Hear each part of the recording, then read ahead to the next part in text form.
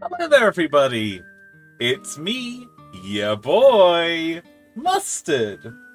I hope you're all having a fantastic day today. I do apologize for us starting a little later than I was expecting. It has been hellishly hot in the UK this week. Incredibly hot. And I don't know about you guys, but with me being on the night schedule at the moment, I sleep during the daytime, and it's hard. It is hard to sleep in the heat. So let me tell you a story. I got home from work, did a bit of housework, bit of packing, and I was like, okay, I'm gonna set my alarm for I don't know, 7 p.m., something like that. And start streaming at 8:30. Easy peasy. Then I woke up in the dark. My alarm clock hadn't gone off. I don't know why. But my alarm clock hadn't gone off. And it's 9:30. And it's like, oh, good. Oh, good. Great. Always good. Always a great start to the day. Wake up confused and hot and not knowing where I am. But I am here now. And we've got a mystery to solve. But before we go on to solve our mystery, let's see who we've got in the chat today. We've got someone in the early detective gang. Hey, someone. Hope you're having a great day.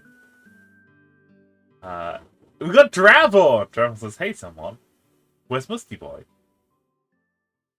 I don't know. Where is Musty? Just in a pit of heat. So it says, I can't believe you poisoned yourself with a poison mushroom and died. Yeah, but how does it taste, someone? I had to know how poison mushrooms taste. Right, I'm going to pause the music, and I'm going to immediately dive into Disco Elysium. We're going to pop Disco Elysium's audio on. Oh, it's loud. Hang on.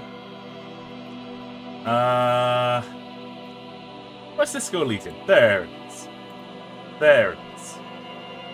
We did it. There we go. Here I am. Hello. I'm back. I'm in the top left this time. Whoa. I'm gonna take a little sip. Delicious. Okay, so I've got my fan on. Oh, I've got my fan on at the moment. Do let me know if I'm too loud or if the game's too loud. I'm unsure what the audio levels are like. I kind of just immediately started up, and I haven't done a sound check like I normally try and do. So I might need to adjust things on the fly. Let me know how it goes, and I'll make some adjustments as we go. Alright? Game's too loud. Okay. Bring that down by... Let's bring it down by 3 decibels. There we go. Okay, let's play some Disco Elysium. Let's go! Okay, so it's 8 p.m. We just spoke to the washerwoman. Because last time we played, we came across the bridge and found a car. We found the car that damaged the wall outside the Whirling in Rags. We wait a little while for the tide to roll on so we could get a better look at the car. And it's like, oh, it's our car. Oh no, we're the ones who did it. We're the drunk driver. So that was awful. But we came to the town, and this washerwoman very kindly offered us a place to stay here in this cabin, which we took her up on. But we tried to offer her, tried to say, oh, hey, would you mind signing this thing that Evrart wants to do? It's building a youth centre in this village. And she went, no, I'm not signing anything until this other lady signs it. So what we're going to do is we're going to go find that other lady straight away. And hopefully that can lead to Mister Evrart helping us find our gun. Okay, let's roll.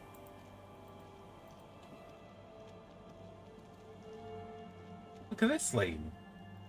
What's this? Oh.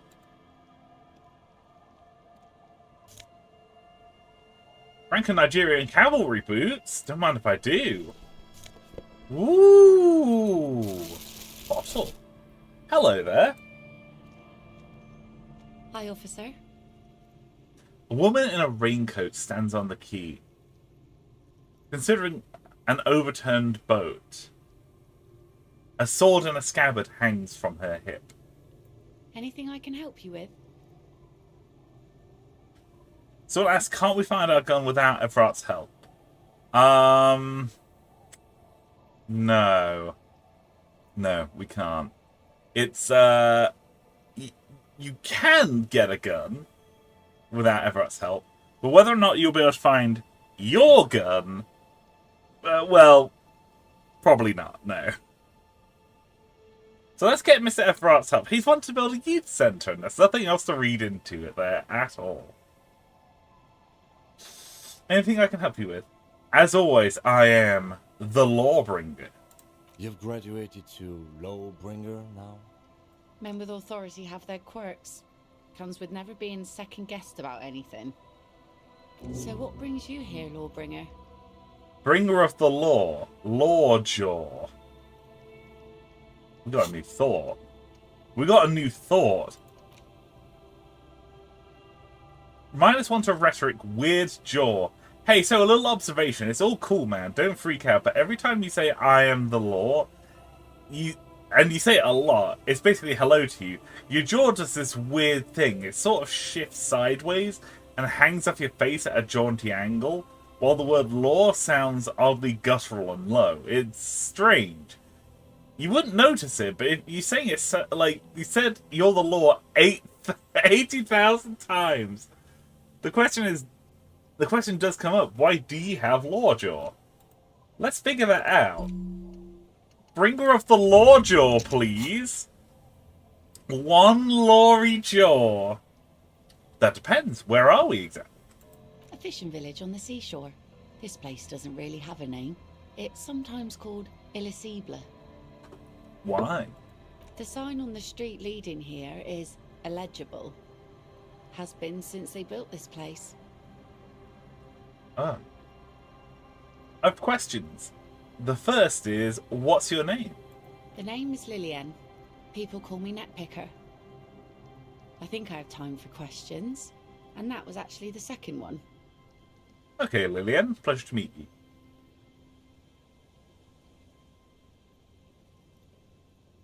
Someone says, but, like, it's obvious who took it based on the store guy's testimony. Who took it? Who do you think took it?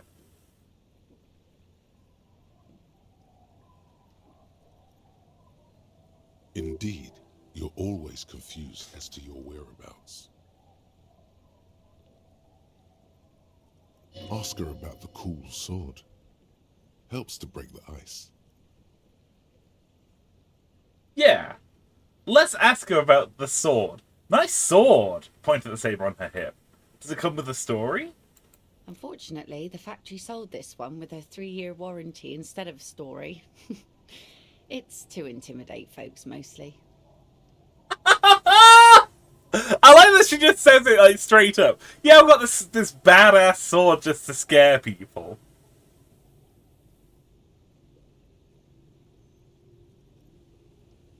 It's one of two people. A girl who calls police pigs. We only know 2 of them in the game. Yes. But who knows? It might be anybody. Who knows? Could be anyone. Could be someone we haven't even met yet. But yeah, it's probably Kuna West. Hold on, do you know how to use it? In fact, no, it is imposing. It's a regular mass-produced sword, like a shovel or an axe. Nothing fancy, just for intimidation. Why do you need intimidation tactics? From time to time, people need a lesson in respect. That's just the way it is. Back in the day, I caught the eyes of many men. And believe me, men need a lesson in manners from time to time. Why don't more women arm themselves if it's so effective? What makes you think we haven't? Huh. The truth is that almost everyone in this life is scared and tired and stupid and too dull for that. That goes for men too. But they put on an act for us. Pretend like everything's good and living in shit doesn't bother them. Like anyone falls for that. That does not go for real men. It does not go for you. Show her. Show her the wonder. No physical instrument, no! Coach means the expression. Behold! Point to the expression on your face.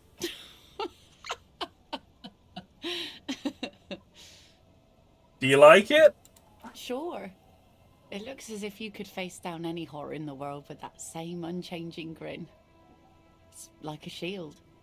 God, you are so right, Lillian. You have no idea how right you are.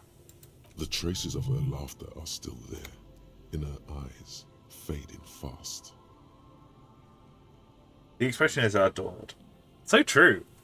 Can I borrow you that sword? No, I'm afraid not. Tempting to confiscate the blade I used to keep these animals in check. You would put me in an early grave. So where are all the men now? Some went to patch their wounds, their lesson learned. Others were more thick-headed. And one of them, I ended up marrying. Aww. Where's your husband now? Gone. Aww. He disappeared? That sounds like a missing person case to me. It absolutely does not. We are not going to look for him. Yes we are, Kim! Yes we are! No. There's nothing to find. He's dead. Lost to the waves. Oh.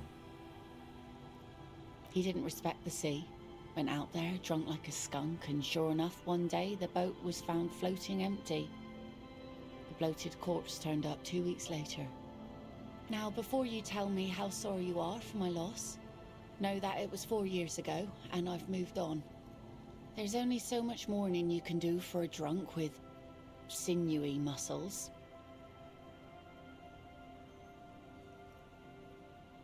Time really is the best cure for sorrow, isn't it? Us working folk don't have the luxury to be bedsick with melancholy. I buried him, mourned for an appropriate amount of time, and went on. Life didn't really change that much for me and the kids.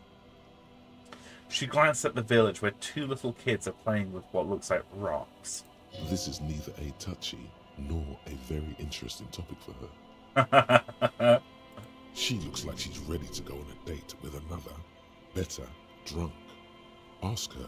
Both of you could... No! Electrochemistry, no! Suggestion heroic. She needs to go on another date on a date with another drunk badly. Oh, jeez, Louise. You don't know a good spot yet. Explore the coast. Right. So I should come back here when Kim isn't here. Okay. I'm wanting to lay it on thick with her. Be like, hey, how you doing?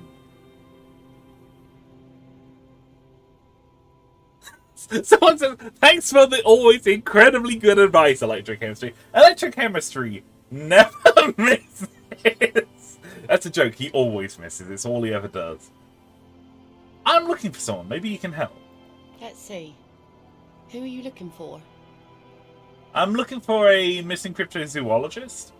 I don't think I know what these are. Care to elaborate? The people who look for imaginary animals. Aha! Like snowmen. Snowmen? I haven't heard of those. 2 old guys have been wandering around here, nose in sand, talking nonsense about snowmen and the like. Where'd they go? I don't really know. Further down the peninsula, I guess. Very good. I mean, that's where they were heading. Who else are you looking for besides snowmen? I'm looking for a working class husband. Yeah, I'm not really looking for that anymore. Not much into the middle class ones either. Could do with some landed gentry, but apparently they don't make those anymore. No, the husband isn't for me. I'm looking for him for his wife. I wish I could help you with that, but I haven't seen your working class husband. Maybe I can help you find someone else. That's it. I'm not looking for anyone else right now. Well, how can I assist you then, officer? I was asked to get your signature. Hand her Everart's envelope. Were you? This says by signing, I agree to living with construction noise. What exactly is the Union building? Everart's planning to turn some of the village into a youth centre. What a nice idea.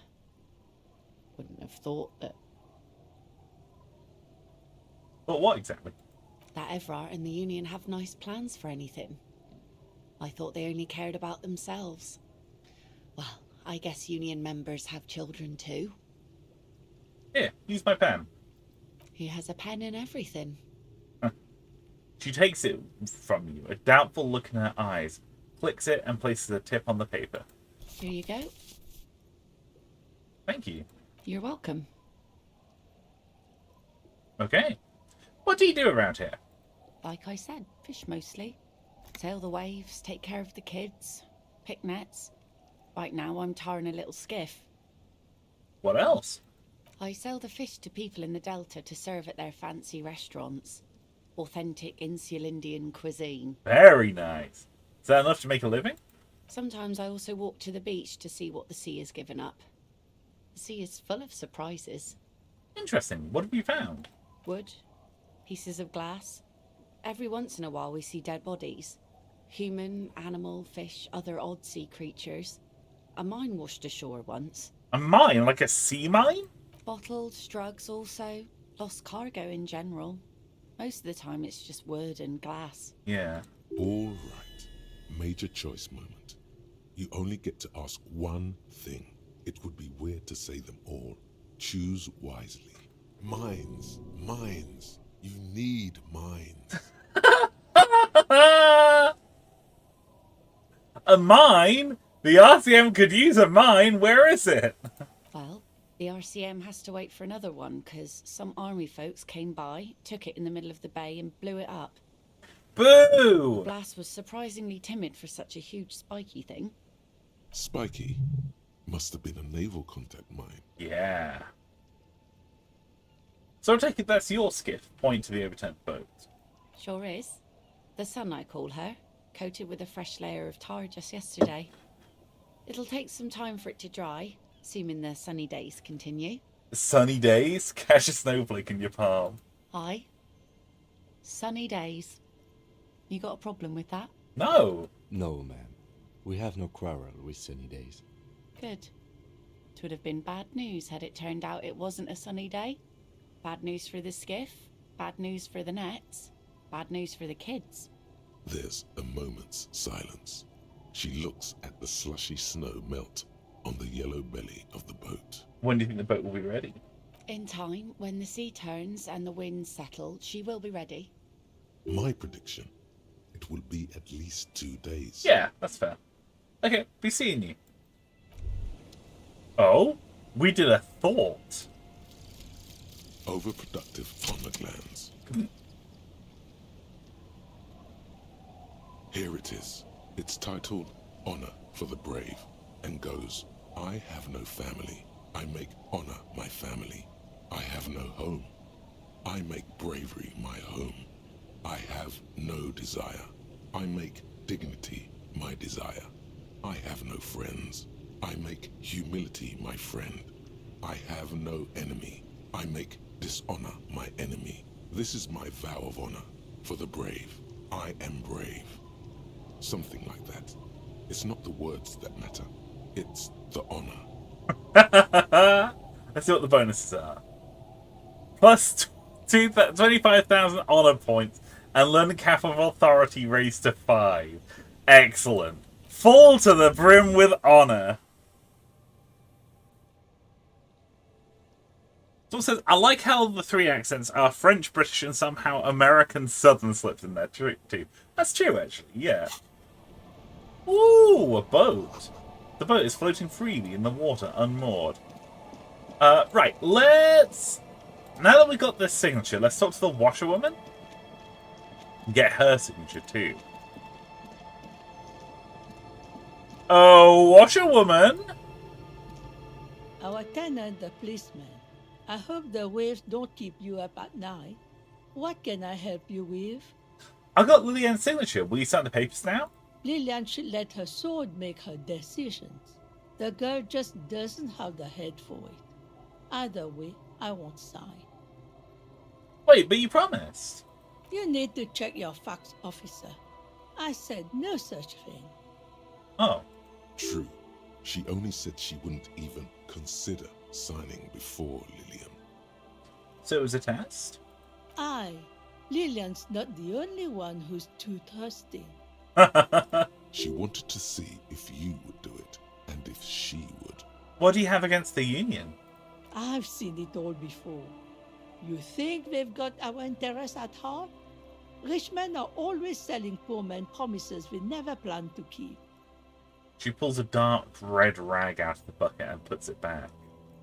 Then the poor get pushed out of their homes and the rich get a little richer. That's the way it goes. So no, I don't trust the fat man, and neither should you. Okay, we can do a suggestion check, but we don't have a high odd there. Okay, let's think about this. Let's talk to Kim. Yes?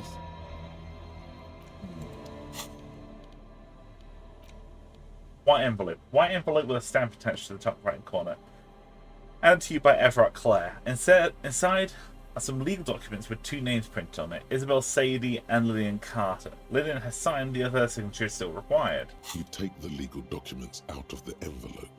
A 12 to 40 month construction period and the zoning plan in the addendum. Underneath all this, Lillian's signature and an empty line waiting for a signee. Look at the zoning plan. The youth center cuts into the ocean like the bow of some great modern ship. Apparently, it's going to cover most, if not all, of the street and the square between the existing houses. It's 3 stories tall. Jeez Louise. It's going to be awfully close to the already existing buildings, almost wall to wall, practically integrating them into the youth center. This is either an ominous or cool architectural choice. Hard to say. Kim, what do you make of this? I'm no property lawyer, but it looks fine. I like the print size. They're not selling or leasing anything. It's not a perfect solution, but... Yeah. Logic. Try and find a loophole. Center's very close to the houses, and it has an ominous shape. That's not good. I don't like an ominous shape. There is no loophole. The simple truth is, the current residents are going to lose their street access, and for the next 12 to 14 months, their lives will be dominated by constant construction noise right next door. Wait, what are the ramifications of this? Once the construction starts, it will probably take a few months, a year maybe, for even the most stubborn occupants to get tired of living like this. After that, they'll sell their property for cheap and move out. That's totally it. Hey, Mika! Great to see you. How you doing? Welcome to the stream. We just tried to get the washerwoman's signature for the Evrart Clare's letter, and she wouldn't give it to us. So we're just having a look at the letter right now. Look, Kim, these people are going to have to move away because of the noise. Of course, I should have seen it. The lieutenant frowns as he reads over the document again. Evrart probably has eyes on us, but if the second signature were to be somehow wrong... Oh! He won't say it outright, but he's suggesting forgery. Kim! You're suggesting... Forgery, yes. It would render the document invalid. Oh yeah, let's do that. Let's do that. It's not the sort of act I would normally encourage, but under the circumstances, if done discreetly, it may be the only way to save what's left of the village. Yeah, we're doing that. Oh, I'm sorry that you're sad, Mika. You really have to see me stream. Oh, thank you. Well, hopefully, I really hope that you feel better soon. Definitely, have a sippy sip of something. Let's have a little treato. You deserve a treat. Have a Coke, a Coke, or maybe, yeah, have a treat. Have a treato. You deserve it. Or you could try to trick Evrart. Get someone random to sign the document. By the time the union boss finds out, your business here will already be concluded. And most people could be watching you here. Okay, let's go inside the cabin, and we'll do it there. The door has seen better days. The layer of paint has started to peel off due to the salt and wind from the sea. Unlock the Even shack the door lock with looks slightly rusted. unlock the shack door with the key. I'll wait outside to give you some time and privacy to check out your new living arrangements. But just so you know, after we are done with the day, I'll still be staying in the whirling in rags for the night. We'll meet in front of the shack in the morning. Gotcha. The key turns with a satisfying click. You can enter the shack now.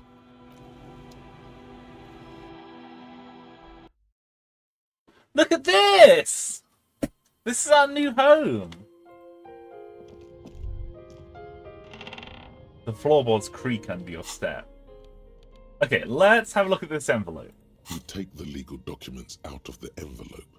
A 12 to 40 month construction period and the zoning plan in the addendum.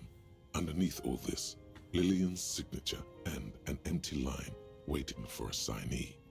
Alright, let's do this. The pen is shaking in your hand as you draw a pathetic little line. Oh god, what have I done? It appears you have drawn a line instead of a signature. A puny line. Looks like the late stages of dementia. Have I ruined the document? No, it's just a line. Forgery obviously isn't your strong suit. Sorry for suggesting it. If you get someone to actually sign this, it should be fine. Shit. You take the legal... Fuck, man.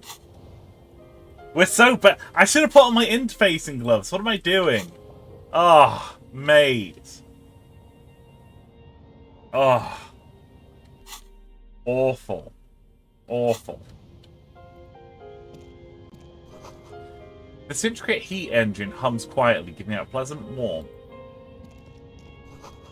Old-fashioned science fiction magazines, books about birdwatching, and an almanac from '39. See waves, the sea, and a church.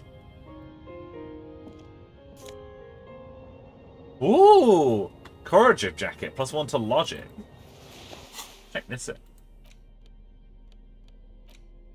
The swanky checkered jacket fills your form in a way that makes you feel the fun kind of serious. It's nice and roomy.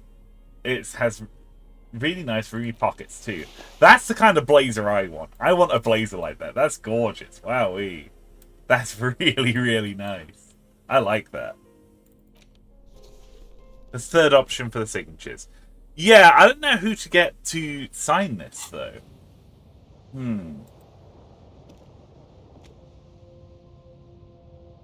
What's this?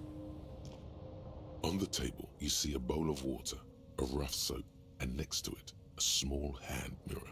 A straight razor soaks inside the wash basin. Is shaping the right call? The water reflects back a vague image of your face. Nose bulbous and red, hair unkempt, wrinkles lining the eyes and forehead. The stash is gigantic. You'll be looking like a pansy without the chops. A fucking pansy. Yeah, we're not gonna shave just yet. Yeah, because obviously I can get the signature from the washwoman, but what's the alternative? If you don't mind me asking, Mika. And I'm just gonna see if there's anything else in here. I feel like I missed something. No? I haven't missed anything. Good. Oh, the drunks! Okay, yeah. Gotcha. Thank you very much. I'm still on Team Fuck Evrart so hard that it makes me want to slap you. I'm sorry, someone! The dice were loaded! A wetting stone, well worn and covered in rust. White curtains have been drawn shut, no one looking in.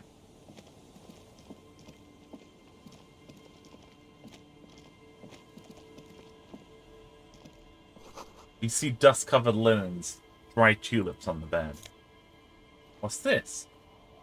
Into Easterly trousers, +1 to Kingdom of Conscience. What stat's that? I've never heard of. Pale trousers in light brown, moderate in every aspect. They're absolutely unremarkable. In other words, they're perfect. Look at those. They're brown. These are some wonderfully regular pants. Not too tight, not too loose, moderate in every sense. You'll blend right in at some pleasant dinner party. I like regular, normal things. I know you do. These Inter-Estellari pants are like wearing a perfect compromise in your nether regions. No one will call the moral intern on you like this. That's for sure. You're a little more moralist now, buddy. A little more normal. Even if you didn't want to be. Fuck! Oh no, we got another thought! What's this? We're getting reports of normal, reasonable, temperate, political opinions somewhere in Martinez. Uh-oh. You must have me mistaken. I'm a real radical, buddy. Of course, a radical centrist. Fuck! In these bright and loud times where 1,000 frequencies drown one another out, sober thinking is a radical act. No! It's time to become a citizen of the Kingdom of Conscience. Okay, first of all, where's this Kingdom of Conscience? It is not a place. It is a moment in time that can only arise in the right circumstances. In all of human history, it's only been achieved a handful of times. How do I bring about these circumstances? Incrementally. No! I don't want incremental progress! No! History's greatest catastrophes have been brought about by people trying to make the world a better place. Too quickly. No! Awful! No! These trousers are cursed! No! This is worse than Kim's car! This is worse! This is dealing so much more psychic damage! That's the genius of Dolores Day. She recognized that progress is meaningless if its gains are lost because of instability. Real, lasting change can only come about gradually, increment by increment. And what about all the things that are wrong now? Tisk tisk. Just because you live in the present doesn't mean you have the right to place your needs above the needs of the future. You may never live to see the Kingdom of Conscience. Your children may not. Even your grandchildren might not. But that's no excuse not to keep working. Fucking hell. What rationality? What benevolence? What fucking horseshit, bro? Absolute horseshit. Wait, is this Kingdom of Conscience really about doing things, or is it just about preserving the status quo? Do you believe the status quo is preferable to chaos and bloodshed? God, fuck you, empathy. Fuck you, empathy. No, things need to get better. It's like, look at this place. It's a shithole. Then you've never lived through real. Fuck you, empathy. Sometimes, in the face of great disaster, defending the status quo is progress. Okay, but what's the Kingdom of Conscience actually like? The kingdom is difficult to comprehend, and even more difficult to describe. Partly because humanity will need to discard many of the categories that define and limit it today. The Kingdom of Conscience is post-capitalist, post-national.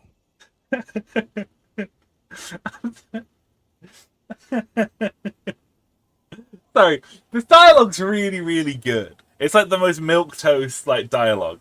But I just saw someone say, "Oh, I bet if you tranquilize the trousers and throw at the enemy, it'll give him a big scare."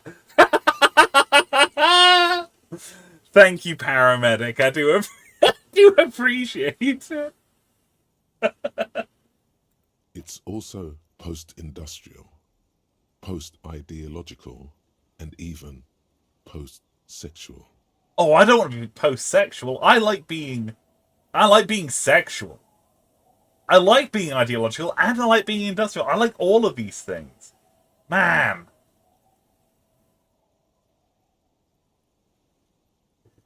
Sounds incredible, Alonzi. Let's go there right now. It seems fine, but I still want to live for the present, though. Opt out. Man, that sounds kind of terrible. I don't think I want to be a moralist anymore. Opt out. Finally, a word for us aces. Yeah, post-sexual. Post-sexual is actually a very, very... Post-sexual is just aftercare.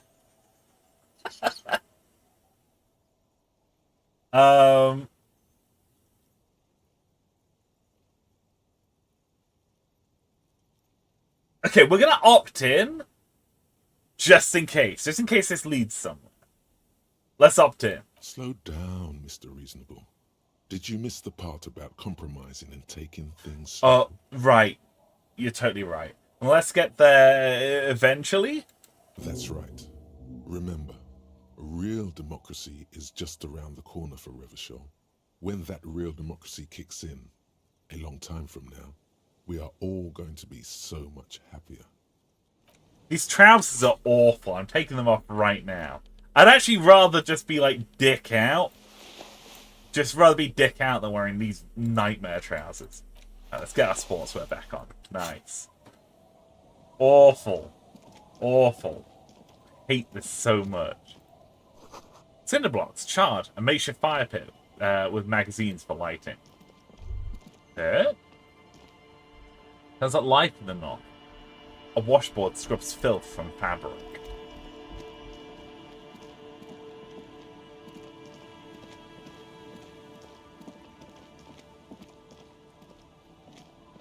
Oh, ho, ho, ho, ho. What do we have here, mon ami? Bushes are too thick and thorny to pass through. I guess we've got to run around then, huh? Woo! Post-sexual is just post-nut clarity. It's true. What's here? Ooh! Money. Construction material. Whoever planned to build this house left in a hurry. Ooh, magnesium! Mag it up, baby! And money. Ooh! Mag it up, baby. There was a tube man. Oh, look, kids! The scruffy-haired little boy kicks a stone. He can't be more than 5 years old. The other one looks indistinguishable from him. He watches his brother kick the stone with his tongue. These are Lillian's kids. Okay, we're gonna leave these kids be for now. We've got shit to do. We got shit to do. Ooh, bottle. Let's talk to these drunks. Look at the tube man, just hanging out in that tube. Hello there, gentlemen. Ooh, money. Hello there, gentlemen. Hey, tequila! Idiot Doom Spiral. A 30-something man clad in a two-piece Lycra TM tracksuit puts down his pilsner and extends his hand in greeting. Good to see you. How's business? How's the whole reality situation treating you? Oh god, do we know these people? I'm gonna shake his hand. So what's happening? Wait, tequila? Yeah, Tequila Sunset. How are the, high-concept, reality-based adventures proceeding? Oh no. Good. These people know your true name. Looks like it has preceded you, Mr. Sunset. More on that later.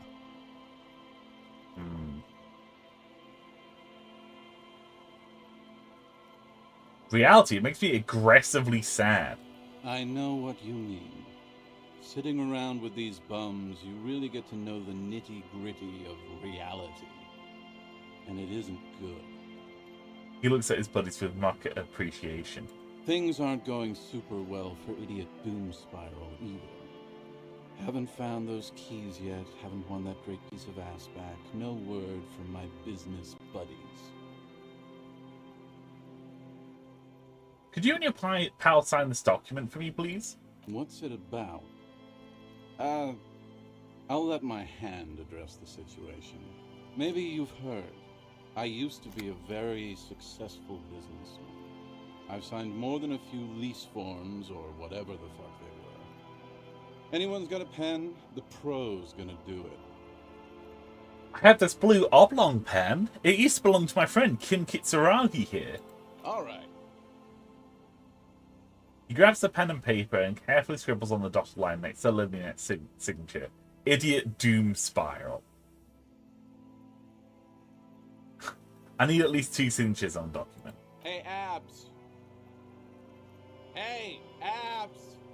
Don't you? You cool, have a go. Don't you call Abigail? I need you to sign this document right here. It's important. Don't call her. His trembling hand catches the paperwork. He lays out on his knee and starts writing slowly. His handwriting is almost illegible due to his shaking hands. Don't call Abiquow. His friend grabs the document and Great admires it. job, Abs. Nailed it. Can I have the pen back too? Don't know if I've mentioned it, but I used to be a businessman. And as a businessman, I am going to keep the pen. For my trouble. Fuck you! That was Kim's pen! No, that was my favorite thing of all the things you have. My favorite is the gun he lost.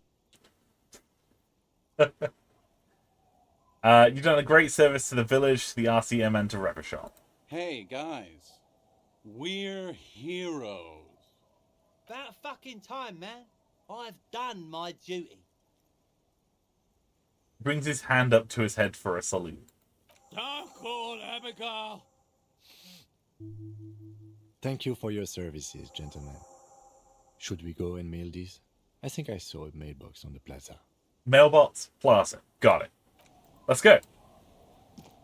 Yeah, we patted that mailbox. We gave it a good pat on the head for being a good mailbox. And it's not 9 PM yet, which means we probably have time to be able to see Evrart.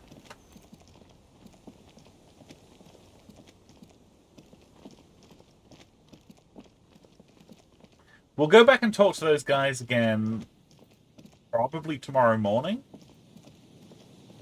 But right now we've just got pressing matters to attend to.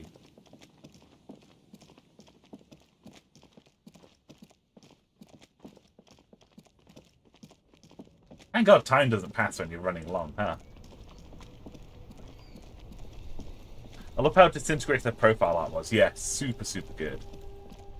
I love the artwork in this game in general. It's just so fucking good.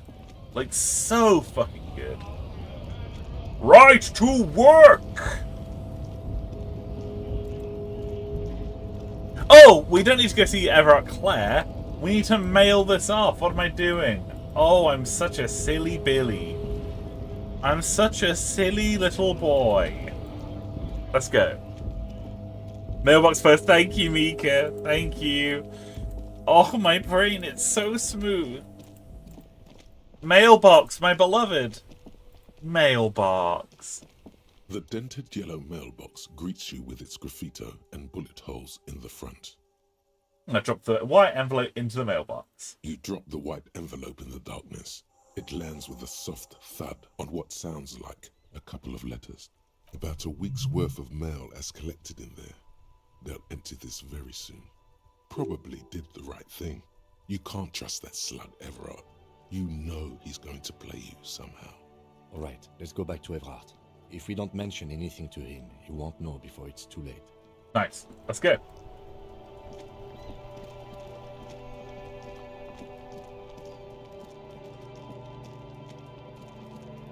Evrart.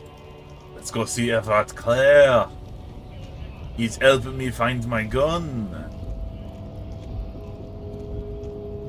Let me in. Let me in.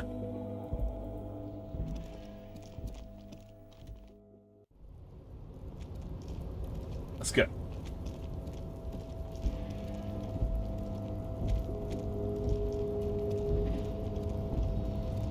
I want to know what's in that shipping container. I want to get in. Fucking rhetoric checked out. I'm terrible at rhetoric.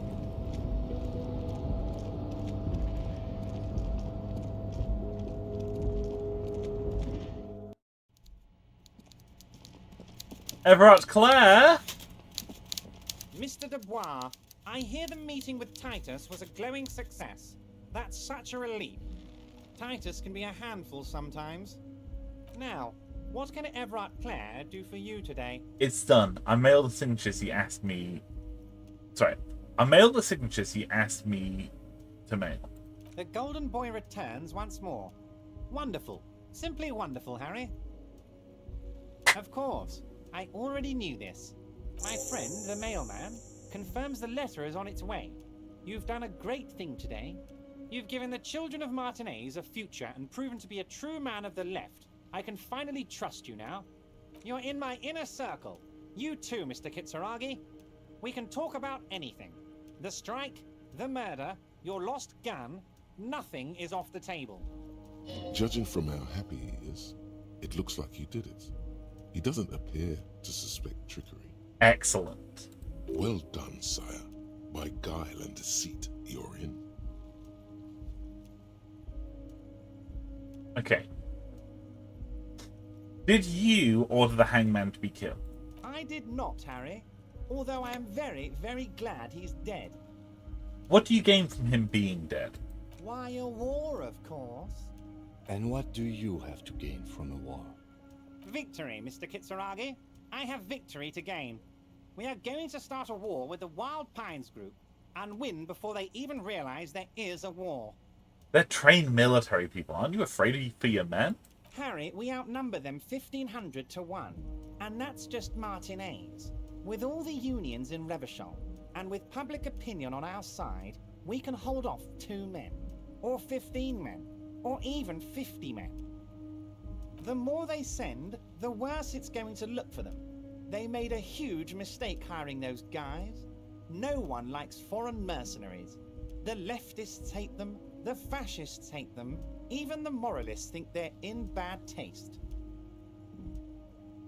Yeah, everyone hates them except for ultra-liberals, maybe, which happens to be me! I mean, we did put on those tax evasion shoes. We did put on the tax evasion shoes. How is this connected to the strike? Yeah, I mean, everyone hates them except for ultra-liberals, maybe. You're not an ultra-liberal, Harry.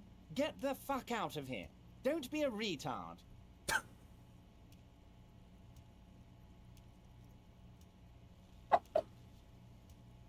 I shouldn't laugh. That's so stupid.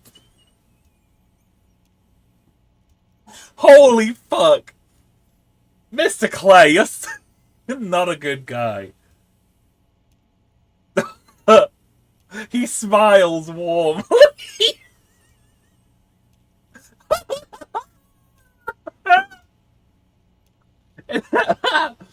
Oh, holy shit. Someone says, I love how his voice just never wavers. Yeah, said it in the exact same faux friendly cadence. Hey, I got a dollar out of it though, so that's good. How is this connected to the strike? Harry, there is no strike, only war. Class war. Or, in business terms, a dawn raid. Or wait. Is that when you still pay them something? Because we won't do that. Okay. We're not going to give nothing. We're going to take Terminal B away from them. The roads, the gates, the containers, that big crane, even the damn coffee maker. We're going to take all of it for the people, and fuck Wild Pines. Okay. The word fuck rings like a gunshot from his mouth. He doesn't swear often. He just called me a slur. What are you talking? He told me to get the fuck out of here. He just called me a slur and told me to get out of here. What the fuck? So that's why you haven't let Joyce in? Yes. It's also why I let that midget Gaumont go. He's too nice. I can't put him through this. Plus, he knows how to get in here. That woman can't tell her tits from her arsehole. She has no chance. Holy shit, Evrart, you're a... This is Machiavellian. Holy shit. What? Tits from her arsehole. It's a local saying. No, why are you telling me your plans? Because we're friends, Harry. Besides, it doesn't matter now. You can go tell her if you want. It won't change the course of events. We have a significant head start. It's already happening.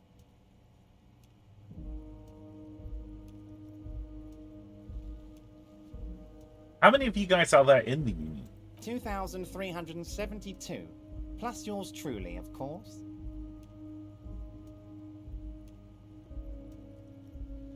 So we did what what he wanted. Yeah, we did what he wanted, and now he opens up, and Boise opening up. Yeah. So the death of this guy directly is going to benefit him. It's going to galvanize all the people of Martinez in favor of Evrart Clare. Even if this military tribunal happens, that's going to benefit Evrart Clare. If these mercenaries come in and kill a bunch of union workers, let's say they kill the Hardy Boys. There's, what, 7, 8 of them? That's going to just galvanize the entire people against Wild Pines. It's going to galvanize them in support of Evrart Clare. That's really smart. Holy fuck. This dude doesn't give a shit about his people dying.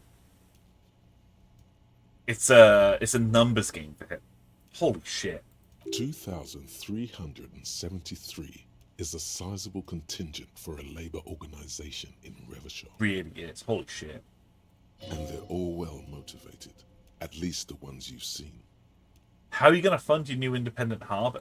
Oh, you mean what sort of goods are going to be flowing through? How am I going to replace all the contacts we'll lose once the poo-poo hits the fan? The clients will ditch us. Harry, we've thought of everything. Clients would take a well-known multinational conglomerate over a local mobster any day. You can't possibly hope to continue like you have. Clients will leave you en masse. Sure, some will go, but mark my words. The company will be unpleasantly surprised to see how many of them stay loyal to Martinez and to the new competitive contracts we can offer. Right. With renewed zeal sparked by communal ownership, the men will be shipping those containers double time. You'll be surprised to see how fast things go without parasites latching on. We'll have our hands free to pursue bold, exotic new revenue streams. Drug trafficking. You talk about drug trafficking. That's drugs. Drug trafficking. Drug trafficking? Don't be stupid, Mr. Kitsuragi. There are perfectly legal, 100% ethical chemical factories on the Samaran Isola. You don't need to be colonialist about it. Okay, right. All they do is produce components to keep the pharmaceutical industry running. That's people's health we're talking about. Old grannies, little babes, people with disabilities. Right, but that's just the tip of the iceberg though, isn't it, mate? The company thinks transporting these chemicals in bulk looks bad, has bad optics, may be illegal in some countries. The Debarders Union, however, we're all about the large volume column. Okay. We're gonna transport the living daylights out of those materials, Harry.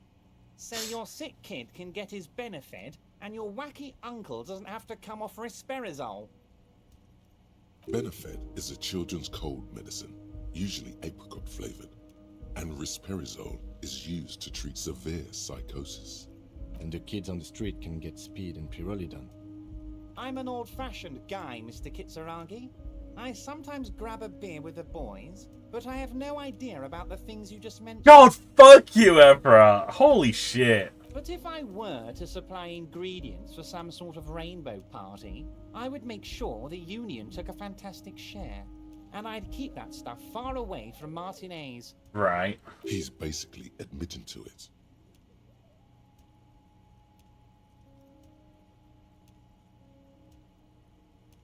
I have to admit that is a well put together plan that's far removed from you. It's also far removed from my men and the people of Martinez who've put their trust in me. Yeah, don't shit in your own backyard and all that. Holy fuck. Anyway, let's not focus on the sensationalism of the drug trade. This hypothetical drug trade is all anyone ever seems to be interested in. It would only be a small part of the harbour's turnover, just like the harbour is, but a small part of Martinez. Right. Go on. Let's look at the big picture. Martinez as a whole. There are little girls out there with dreams of making music. Young mothers who want to start businesses. Models who want to walk catwalks and steel welders who want to weld steel. Hey, Ray! Moth spotted. How you doing, Ray? Are you having a fantastic day today? I'm gonna unite them all into one economic body. We're gonna incorporate this place to Kingdom Come. Everyone's gonna be in on the wealth, and everyone's gonna pull their weight. Pretty fantastic, I'm not gonna lie. I'm so happy to hear that. Why is it so fantastic, if you don't mind me asking? Let's keep focusing on the drug trade. He was almost admitting to it.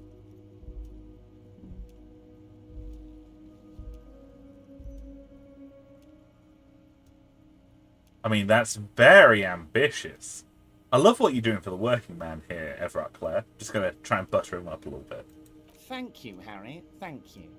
You have no idea how much it means to me, because in many ways, you are that working man. You have already done so much work. Fuck! Oh, your Hexagon game came out today. That's fantastic!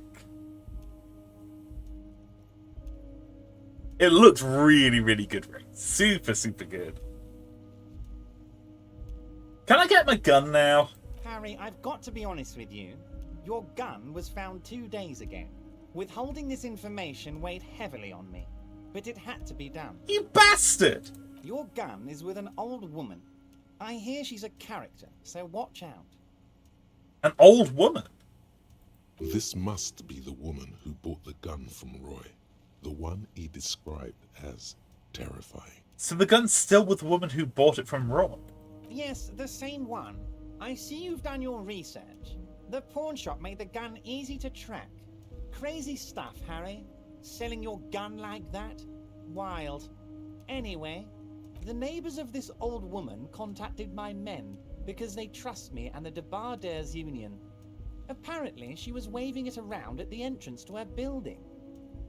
Waving the gun around doesn't sound good. None of this does. Wait, she's waving a gun around at people? As I said, she's a character. I didn't have time for details. It sounds like she's unstable, but don't worry. Who no is one the... got hurt. Yeah, but who is this old woman? Unfortunately, I don't know anymore. You're gonna have to go in blind, Harry. But she's an old lady. How dangerous can she possibly be? Oh, and she calls herself the Pigs. She calls herself the Pigs. There it is again. The pigs. Like Roy said, not good at all. I, for one, find it refreshing. Finally, someone calls themselves a pig. A smile flickers in the corner of his mouth. It actually sounds extremely bad, but let's not give him the satisfaction. Can we set up a meeting? I already have. Tonight, starting 10 o'clock, near the old fish market on the coast. The one on the boardwalk, a little past the fishing village. Be careful, Harry. I would never set you up for anything dangerous, but you did ask for this. Now, back to the fun stuff. Right, 10 p.m. tonight. Okay. Still gonna kick Lloyd's in the head, of course. She will be there from 2200 hours till 0200 hours. Thank you, Inland Empire. More fun stuff. Seems like we already have fun stuff to do. Someone says, hold on, looking at Ray's Hexagon game because it sounds good. Yeah. The signature cigar. I know you plan to force them out with the construction ones. Harry, by now you should know I would never do anything tricky like that. However, if the construction noise and limited street access makes some people consider moving, well, Let's just say there'll be freshly renovated buildings near the roundabout where those poor people can finally enjoy a significant uptick in quality of life. I'm talking real affordable workers' palaces. So the village is doomed. You were there, you saw the place, a wasteland, there's nothing left. But mark my words, officers, we are going to reset it. Reset! I have big plans for Martinez, and they do not include humans living in those pig sheds on the coast. That land will be used for municipal buildings and commerce. What do you mean? Harry, imagine a youth centre supermarket church complex, employing hundreds, no, thousands of people. The coast will be lit up with enterprise and life. All those ruins out there turned into low-income housing. Ray says, can I post links here? Also, may I post links here? I'm really pleased that you said that follow-up, because I was going to say, I don't know, Ray. Can you? I was going to sassily put my hands on my hips. Yeah, go for it. I don't know if it will actually work or not, but yeah, go for it. You might need to space it out, potentially. Or, like, if you're saying... It is two different questions, it's true. If it's not working, instead of writing a dot in the URL, just write the word dot. Or maybe a comma. And then we just edit it, like, when we're copy-pasting it.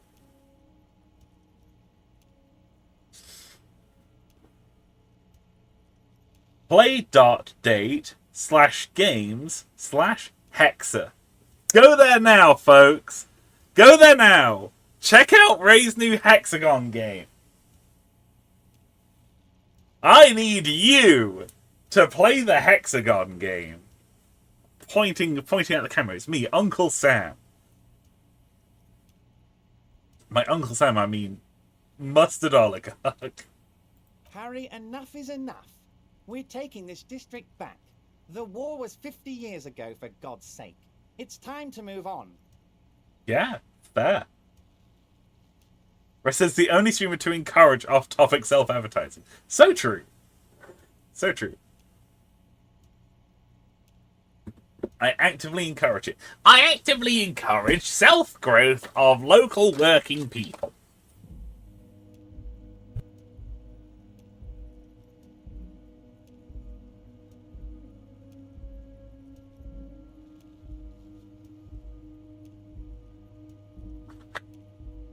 Okay. Youth supermarket church complex. Do you really need to believe that? Low-income housing. If even part of this is true, then why not? Yeah! Why not? I accept your salute, Harry. All of it is true. I've got the centre, I've got room for a retail complex, and in 4 years I'll get the church too. The wheels are turning, Harry. The wheels of progress. This post-war limbo, I won't stand for it. There are kids practically playing with their own feces out there. It cannot go on. Would minimum wage pickles be off the gherkin class? Very good. Very good, Ray. Very good. And yes, of course. Man, I love pickles. So good. The pain is true. He's seen kids do worse than that. It sounds like you've got this. You can rely on my vote, Mister Evrart. Oh, I do, Harry. I really do. I'm gonna make the working man richer than Joyce Messier with that vote of yours. That's my job. Just like yours is to keep the peace. A true flash of anger in him as he thinks of her. Can I ask you about specific union members? We're way past specific union members now. This is the big time. We're talking about the future of Revachol here, Harry. You can bother Leonard with that. He loves to run his mouth on such matters. But I'm in big-time mode, Harry. That's it for now. Great, Harry, great. I think we have truly built a bridge between Martinez and Jamrock today. We have united the RCM and the Debarders Union. Suddenly there's sadness in his tone. This has been so great. I'm sorry we don't have more fun things to do together, but if you ever feel like bouncing something off me, my door is always open. Can we go over a few details concerning the murder again? Most certainly, Harry. Let's By change all the means, subject. Harry. Bye. Okay, so the fish market, 10 p.m. tonight. We got it. We're gonna do that. Okay. I know what we should do now. There's been something that we've been waiting on for a while now. For a very long time. And now that we have it in our inventory, we can finally pursue our real dream, our real goal. We're going to sing some karaoke. That's what we're going to do. We're going to go sing some karaoke.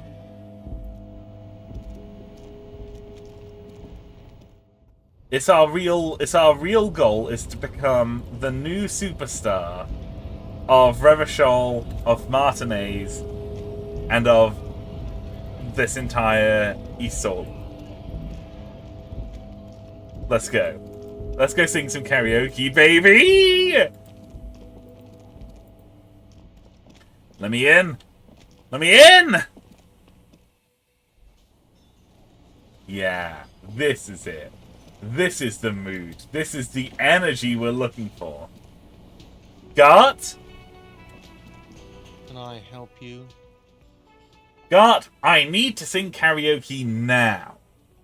No, you don't. It's not happening. Yeah, but look him in the eye.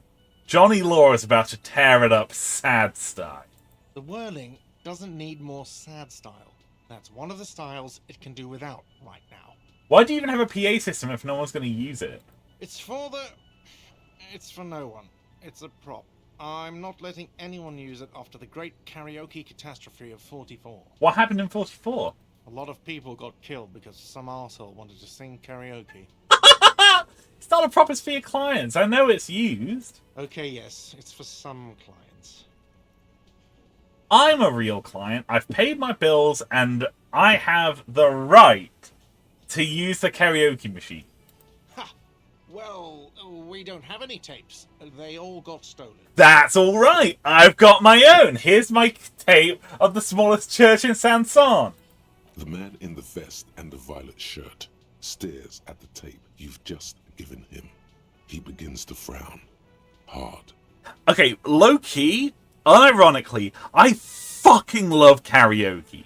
I really, really like karaoke. It's a lot of fun. This is the look of a man who's defeated. He knows he's out of excuses. Fine, fine. Climb on that stage and do your thing. Just get out of my hair. I'll plug it in for you. Damn this karaoke machine. I'm having it uninstalled, he mumbles to himself. Oh yeah, time to do the damage. Let's do it. Oh, we just finished a thought. Date of birth generator.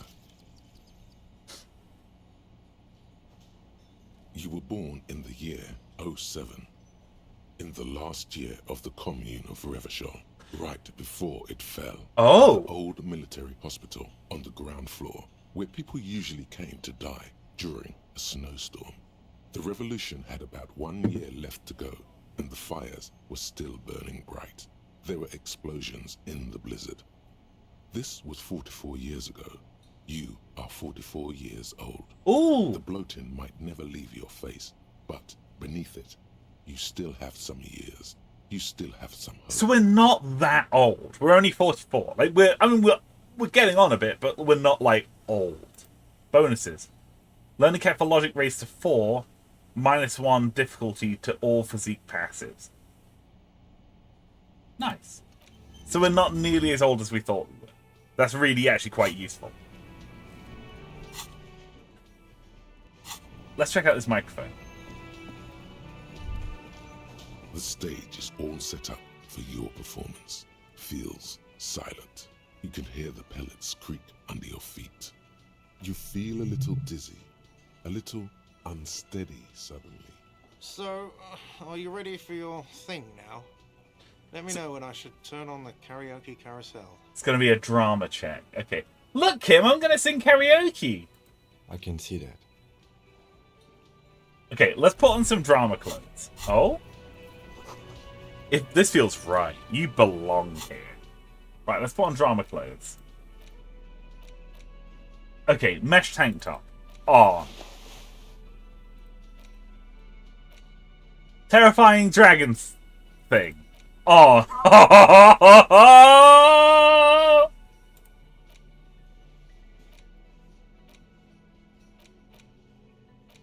Oh, we've never been so back. We've never been so back in all of our lives. Okay, what does this give us? Encyclopedia, that's fine. Do I have anything else I can wear?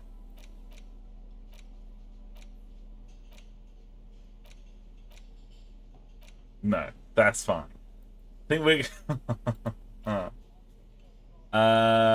what other bonuses do we have? So we got the bow tie on, we've got the mesh shirt, we've got the dragon robe. I think we're pretty much set. I think we're pretty much set. We are going to put 1 point into drama as well. Excellent. Let's do this. Let's do this. Can I hold a different item? Actually, does this give us anything? 1 Inland Empire, 1 Empathy, -2 to Authority. That doesn't do it, sadly. Yeah. Sadly not. Let's actually empty our hands for now. Let's do this. The stage is all set up for your performance. You feel a little... So, are you ready for your thing now? Dress Let me know code. when I should turn on the karaoke carousel. +1 to dress code. Insane Silk Dragon.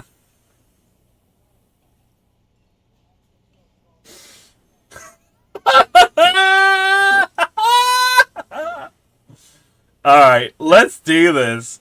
Let's go, baby. Let's do some fucking karaoke. Let's look around the room. The bar is full and buzzing with chatter. No one is paying you any attention. But still you feel your knees turn to noodles. Okay, now a couple is looking at you. Even worse, you're sweating. They are going to hate you. Just make sure you move, okay? Don't be stiff. Yeah. Let's go do some dance moves. Let's throw in some dance moves. Okay, let's do some karaoke, baby. Ha! The air is thick with anticipation. Someone dims the lights as the music starts. Okay, here we go.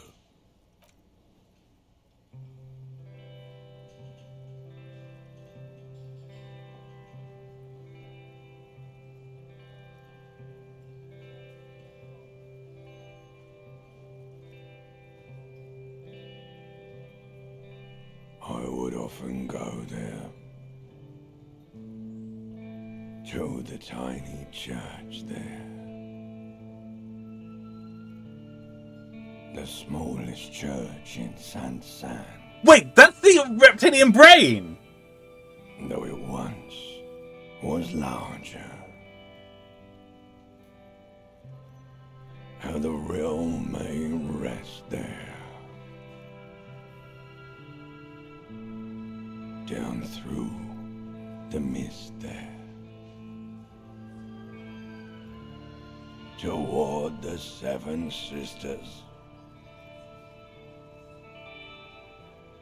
toward those pale cliffs there. I would often stay there, in that tiny yard there. I have been so glad here, looking forward to the past here. But now, you are all alone. None of this matters. No, none of this matters at all. That's really cool.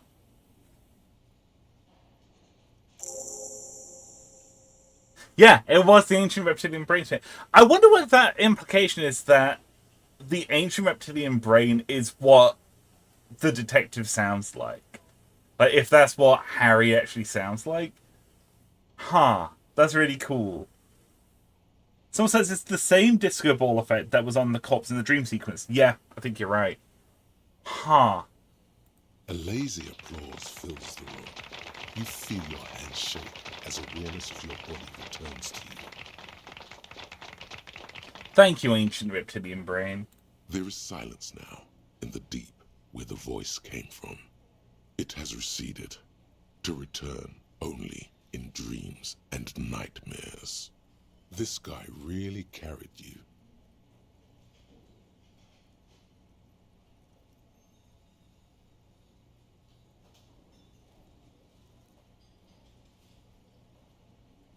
This is nice. The seventh thing. I want to dedicate this song to whoever wrote that fucking letter. I still love you. Thank you very much, asshole. I want to dedicate this song to my partner, Kim Kitsuragi, not to the lieutenant. The lieutenant doesn't say anything, but gives you a quick smile before turning away. Meek says, if you lose... Oh, the limbic system voice things. That's amazing. Holy shit. Good, good. Are we ready? I want to unplug the microphone now. Last words?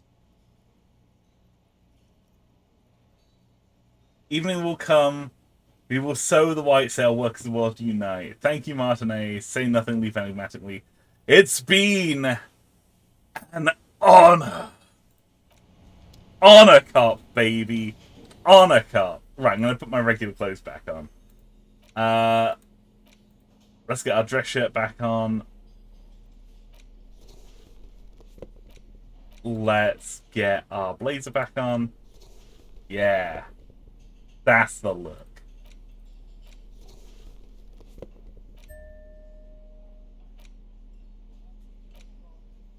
Let's get our tools back. Let's get a little bag and our pry bar.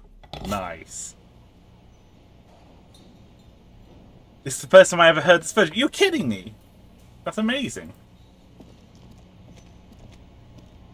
Let's see if there's anything else for us to do.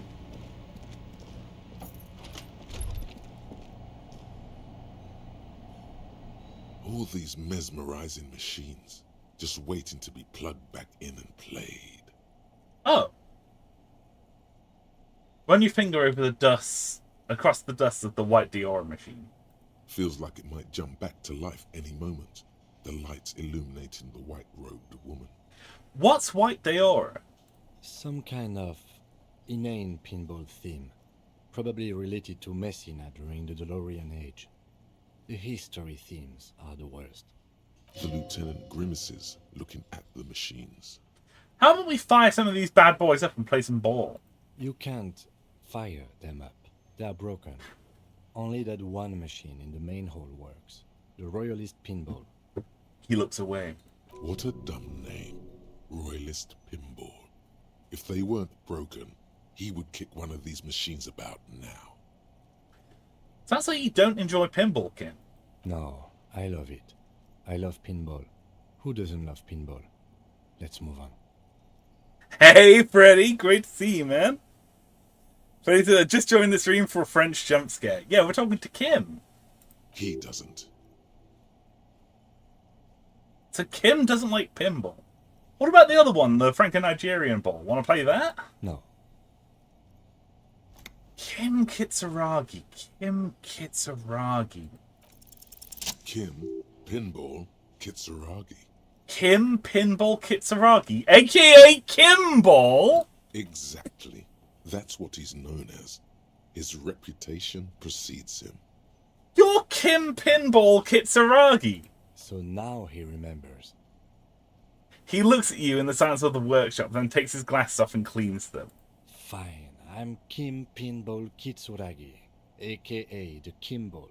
You remembered. Congratulations. Wait, but I still can't remember anything else. Wonderful. He only remembers hearing about the pinball policeman. You don't seem to really like pinball, Kim. No human being should. It is a game that requires no skill and a childlike affinity to flashing lights, and to fantastique, science-fiction, and historic romance franchise. This is the most French I've ever heard, Kim. It is lame. Then why are you called Pinball? I am not called Pinball. It was used to taunt me a long time ago, before I became a homicide detective and got my lieutenancy. But how did you... Fine. I was a juvenile police officer for over 15 years. It's how I started out in the RCM. Once I had to infiltrate a pinball ring, as you do when you're a juvie cop. Lame. Unbelievably. To do that, I needed to become a pinball champion. I trained for 9 months. The job was successful and I was moved out of the juvenile wing to homicide. End of story. You were a juvie cop for 15 years? That time is over now. I was already a 38-year-old man. It was unbecoming. We're getting... playing pinball. This is so cool. I've never seen this before. We're getting so much Kimmel. So that's why you didn't want to talk to Kuna.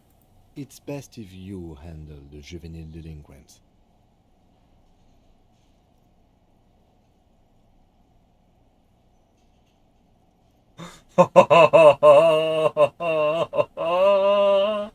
So we can say, I'm going to call you Pinball now. I'm going to call you Kimball now. Don't worry, I'll keep calling you Kim. Or I can say, you're Lieutenant Kitsuragi to me.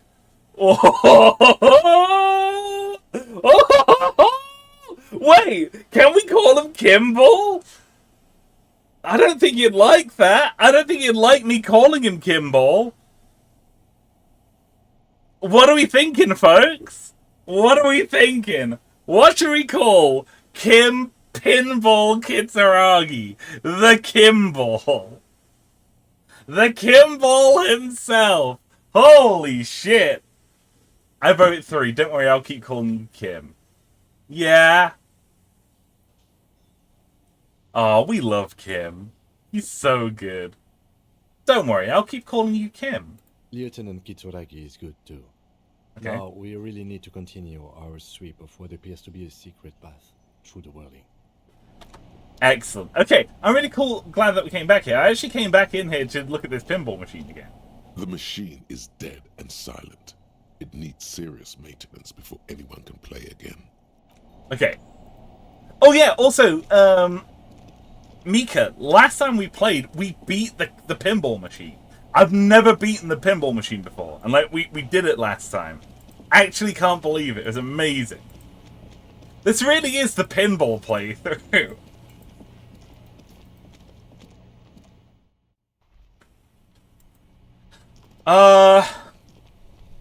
Okay. Let's head back down to the coast. See what we can figure out. The old men aren't playing petanque anymore. Saw that, watched the video. Hey, that rocks.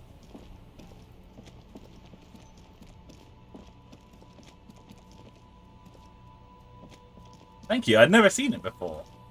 Super cool. Man, I love pinball. I love it so much. I haven't played it for so long. What's everyone else's view on pinball? Are we fans of pinning those balls?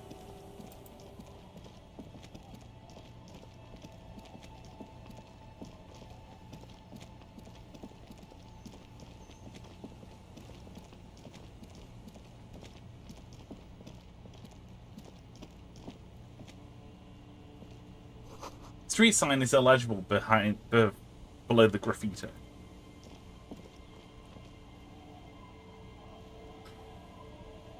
Yeah, everyone here likes pinball. Who doesn't like pinball? It's great. It's fun, but don't say it like that. What, pinning the balls? A flower trough where nothing really grows. Maybe in spring. The door is closed for today. Time to put those kids to sleep. The door's locked?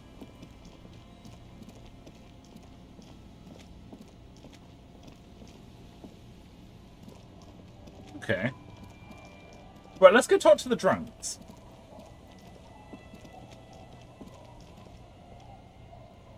Someone says, It feels too luck-based for me. Sometimes the ball just goes down the middle.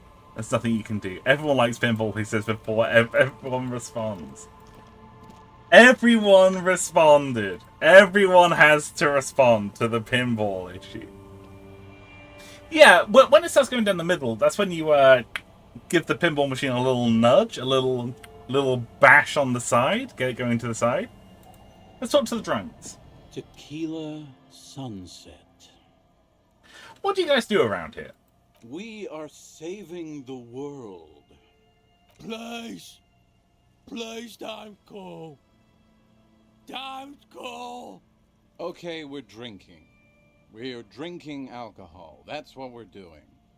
I tried to save the world once, a long time ago, with enterprise, creativity, and willpower. But that didn't work out. Someone says, my vote simply does not count. I'm just, as I am inferior, just reality. No! Not true! Not true. It's okay to not like them. So now, it's a pirate's life for me. What is a tequila sunset? You keep saying it. It's you. Your Tequila Sunset. How do you know this? We've met before. Don't you remember? No. No, you sure don't. No. Aha. Do you want to know how Tequila Sunset came to be? Tequila. Tequila Sunset. Something ominous there. For some reason, the name tequila fills me with foreboding. Maybe I shouldn't learn what it means.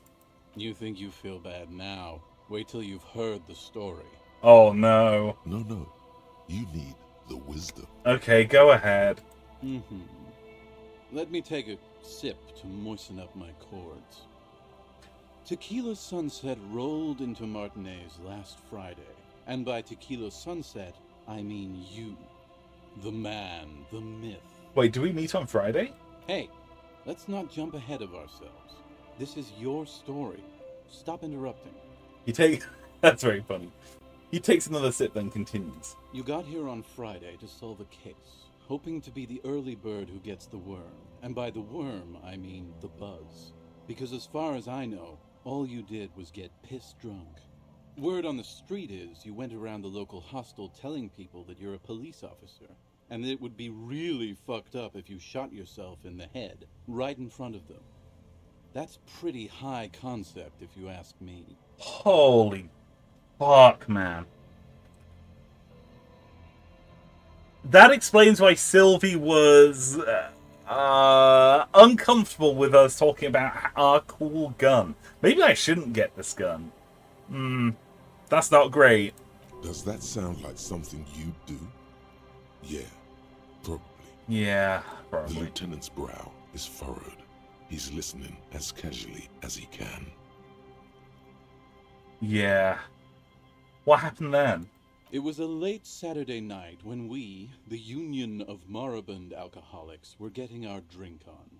Nothing remarkable about this. We get our drink on 24/7. Makes everything warm and glowy. I trust you know the feeling. I do. One moment we hear the sound of a motor carriage revving up somewhere on the plaza, followed by a series of dings and bangs. Do you remember the sound of wood cracking? The billboard? Naturally, loud noises pique the interest of anybody owning a pair of ears. That's just the reality we're in. Naturally. Anyway, there was a brief silence, a gasp of silence, if you will, followed by a real commotion. We heard the carriage careening towards the coast at top speed. Sounded like someone jumped the canal. We grabbed our brewskis and rushed to the jetty. Never underestimate the speed of an alcoholic. What we saw was a sight to behold. A beat-up police carriage containing you. Right there on the beach. You revved the engine and screamed at the top of your lungs, "The time hath come!"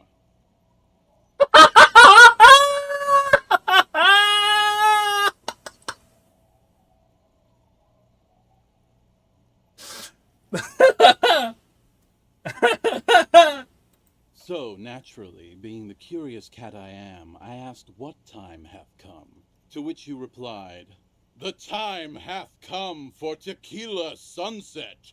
The end of all things. Oh, jeez Louise! Someone says, wow, we were even like this before we lost our memory. Yeah, we were full on Doomsayer even beforehand. Jeez Louise. Oh god, what happened next? Your reality contracted. You jammed the pedal, plowed right off the jetty, and through the ice. Your hands cramp on the steering levers. We ran towards the ice, whilst you crawled your way out, miraculously unhurt, covered in seaweed and shit. Like some kind of sea monster. When we finally got there, you were sitting on the beach crying. You said that your badge and uniform were in the car. It was too late to get in there, though. The carriage had sunk too deep. Recognizing a brother in need, we offered our condolences and invited you to party with us, which you naturally agreed to. We asked about the whole Tequila Sunset thing, and you told us it was your name now and insisted that we all call you that from then on. Wait. So is Tequila Sunset an event or a name? I'm not sure. I think you were the event. Tequila Sunset. You know, as opposed to a Tequila Sunrise, which is long gone. Alright. My real name's Harry. No, that's just what your mother called you. Your real name is Tequila Sunset. Just embrace it, brother. Awful. How long do we party for? Hours. It was an all-night drink-a-thon.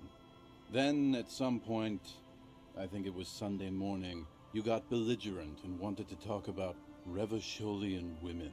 Oh no. How they're beautiful and also whores and so on. How one of them fucked you real bad. After a short while, you crossed the event horizon, looked sullen, got up, and left without saying anything. Wow, that's quite a story. Yeah, I bet Tequila's a fucking legend around the precinct. You must be proud to work with him. Oh no. If you only knew. Did I tell you anything specific about the person that fucked me? You were pretty vague about it, but you kept saying you got fucked real hard, and that we've all been fucked too. Please, don't open that door. No one's fucked me. I do the fucking around here. Abigail. It seemed pretty painful, to be honest with you. If I had to guess, I'd say you're still working through some shit. Yeah, you could definitely say that.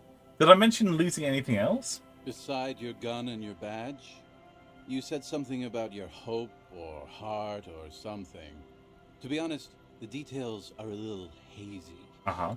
In retrospect, I guess you lost your motor carriage too? That's a big one. Yeah. Did I say anything about my colleagues?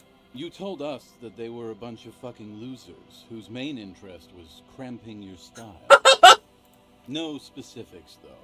It was more about you that night. You were the star of the show. Did I say anything about the case? Yeah, you said it was no biggie and that you'd solve it in no time. And that you didn't need anyone to do it. You're doing it solo now. Oh, Jesus Christ. A Alright. lot of cops go solo and hermit once they reach that level of alcoholism. Yeah. Did we talk about politics? Yeah, you kept talking about how the coal mine owners were fucking us all over, just like that woman fucked you. I didn't agree with you, by the way. The spectral hand of the market makes sure everyone gets exactly what they deserve. He takes a long sip of beer. Did you get a read on what kind of cop I was? You kept telling us that in your work you've seen a lot of blood, but that it's nothing compared to the great bloodletting to come. I believe you mentioned something about the ground cracking open to swallow cities and dreams alike. Yeah, I remember that simile, or whatever the fuck they are. I don't want to hear anymore. It's a hard thing for a man to confront his past. That's why I avoid mine at all costs. You seem to like you're characterized by your storytelling ability. Want to tell me another one sometime? Whoop-de-doo. So now I'm a fucking storyteller. Right, why not? Better than a beach bum. Want to tell me how you became Idiot Doom Spiral? It depends, really. Are you willing to help me out? The gleam in his eyes and the slouch in his posture is so incredibly familiar. You might get scammed here. I have a feeling this is going to cost me a lot. No, the reality of the situation requires a rather modest contribution. A little motivational package. You want booze, don't you? I don't want it, man. I need it. Can't tell stories without it. Dry stories are boring, you see? So, have you got anything for good old Idiot Doom Spiral? A bottle for a story. Seems fair to me. I've got a bottle of Sweet Commodore Red here. Classy. She snatches the bottle, pushes the cork into the bottle. Hey, Spiral Boy, you gonna share that? Don't call Abigail! Shut up, guys. I'm telling a story here. Something happened to you. Something happened to me, too. My actual name is George. But around here, you already know. I was once a reasonably high net worth individual. A founder/junior partner at a high concept creative services agency. When my story begins, I had just landed a major contract with an insurance firm. Go on. I used the profits from my agency to finance what I called a cultural incubator. Abstract value generation, value per person, high concept stuff. I developed the paradigm, worked within the paradigm, but the burden of leadership weighed heavily on me. So I went jogging every so often to keep myself sane. Wait, how many people did you have working for you? 22 full-time employees, an all-star team, a potentially historical set of individuals. Worrying about them often kept me up well into the morning hours. Did the jogging help? It did.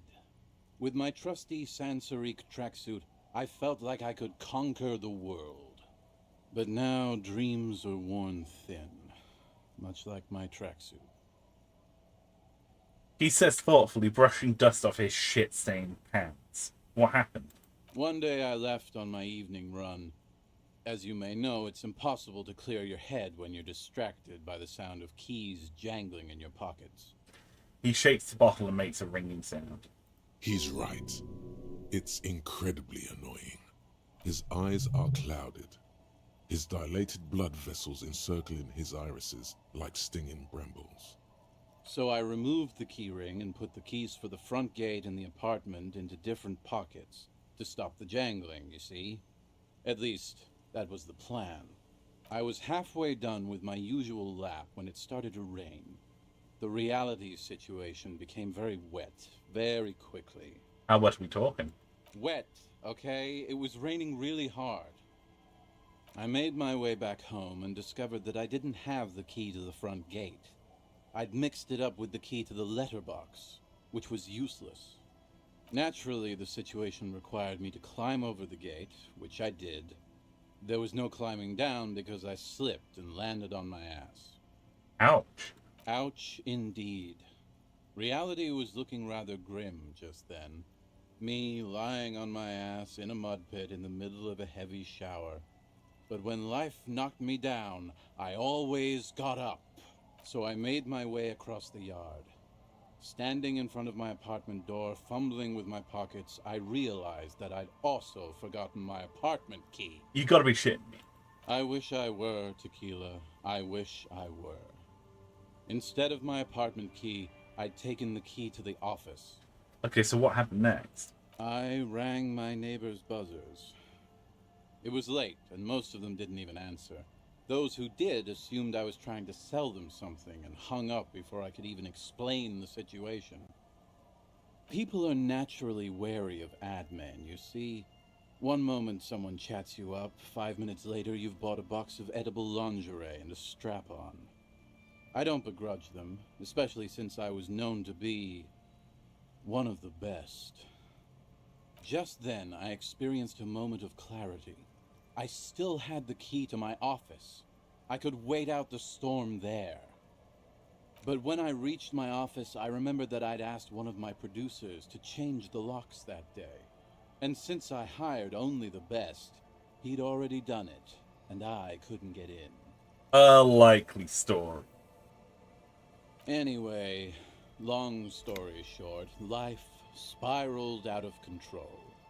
I haven't gotten into my apartment for years, and my girlfriend left me because she didn't want to date a homeless man. The company, well, you see where I'm going with this. It really is an idiot doomspot. So, now you've heard my tragic tale. What do you think? Like nothing you've ever heard, huh? Wait, is that it? I feel like there's some steps missing there, bro. Tequila, I've thought about this series of events for a long time. If there was anything else to it, I would have thought of it by now. Why didn't you go to the authorities? Well, at one point they came to me, but, you know, I didn't have any ID on me. So they tossed me in jail for 2 days. I can't say it increased my faith in the RCM. No offense, gentlemen.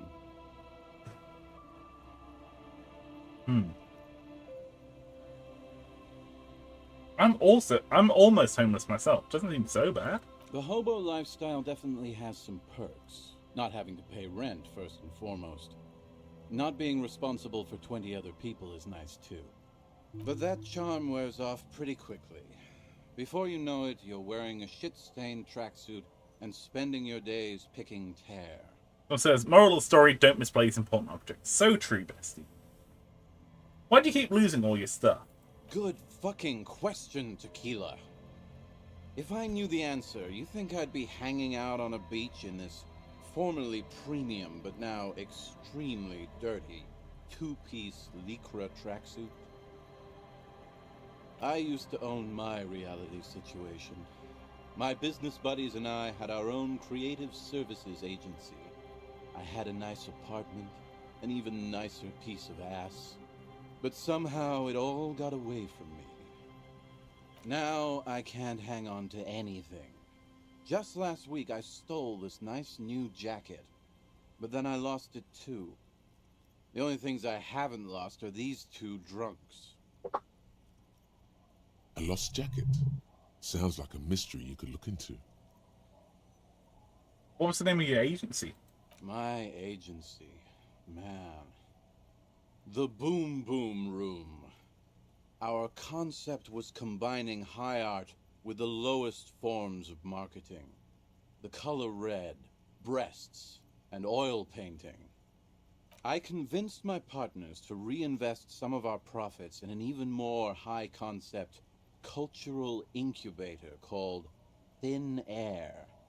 The artists were happy, the clients were happy.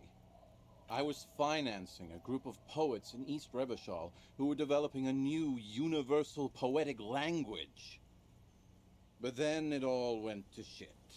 If it sounds like it makes no sense, that's because it doesn't.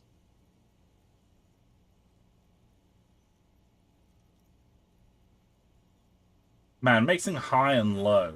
Commodifying culture. That's extremely my shit. Awful. That's so high concept I have no idea what it means. I know. It was fucking awesome. Until I went on a jog, unleashing a cascade of doom that washed it all away. What's up with the tracksuit? What? You've never seen 100% Lycra before? Go on. Feel that primo material. The man extends his arm. You really shouldn't touch it. I'll just admire it from afar, thanks. That might be the right idea. This here is one of the last of its kind. Should probably be in a museum, honestly. Can't get it anymore.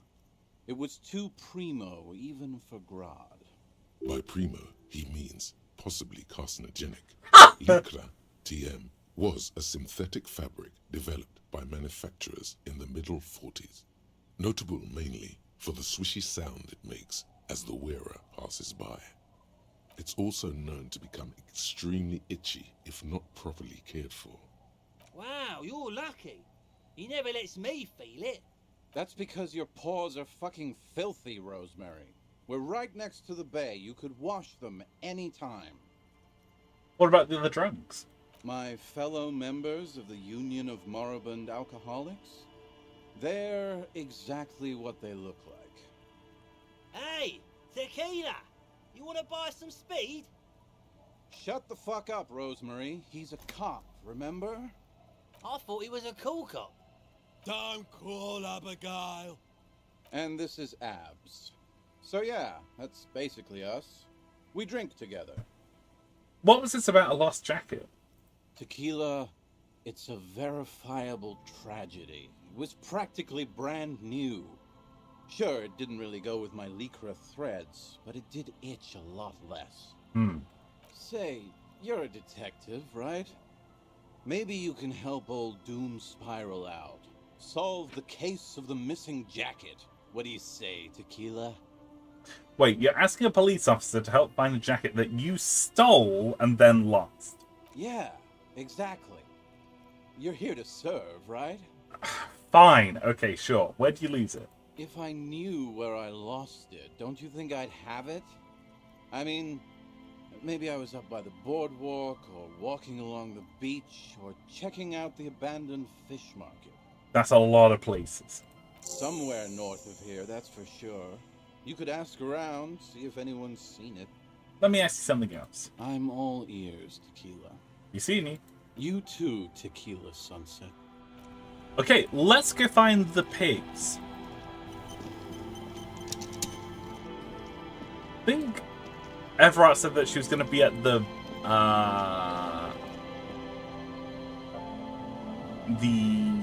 fish market, right? Hang on. Where's the map? There we go. Fishman Shack, you're here. Yeah, okay, so it's going to be about here.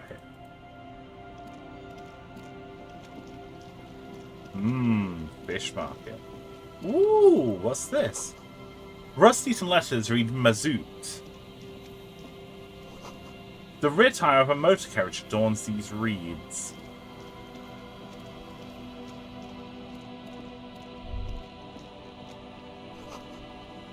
A kick drum pulse. Music's coming from somewhere on the ice.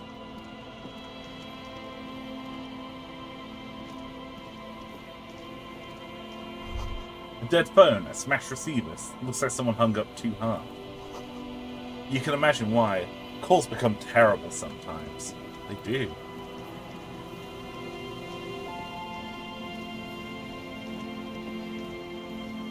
Oh. Uh-oh! Uh-oh! Someone has left an unidentifiable article of clothing on this railing. It smells really bad. Okay, obviously, this is important, but we gotta investigate this bit of cloth first. Touch it. The cloth, if you can still call it that, makes a soft crunching sound as you thrust your finger into it. Take a closer look. It's streaked with dried seagull shit and tangled with pieces of seaweed. A dangling arm suggests that there might be a jacket beneath the crust of filth. It seems likely that it was left in the surf until someone laid it out on this fence to dry out. Unfortunately, that just seems to have stiffened it into a shapeless mass. Please tell me you're not taking that with you. I think this is the jacket that Idiot Doomspire wanted me to find. I'm sure he'll be thrilled to have it returned. Let's take it. Filthy jacket. Yoink. It's rave time, baby.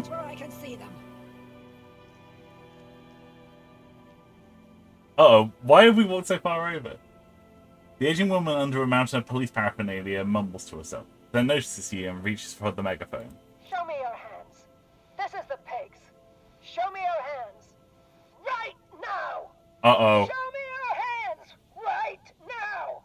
Scavenged, battery-powered police lights protrude from her back.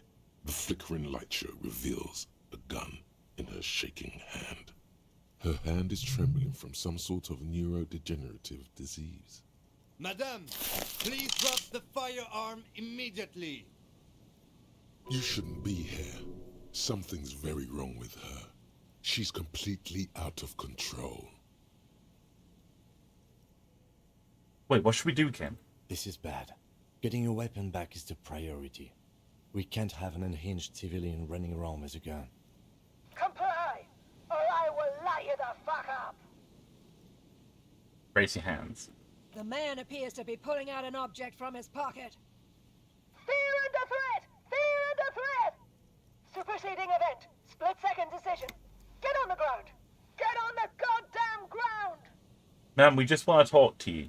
Subject yourself to a full body cavity search. Prohibited materials concealed in nostrils, ears, mouth, navel, urethra, foreskin, vagina, and rectum. Oh, this lady's like super fun. Be careful, detective. Don't do anything that might set her off.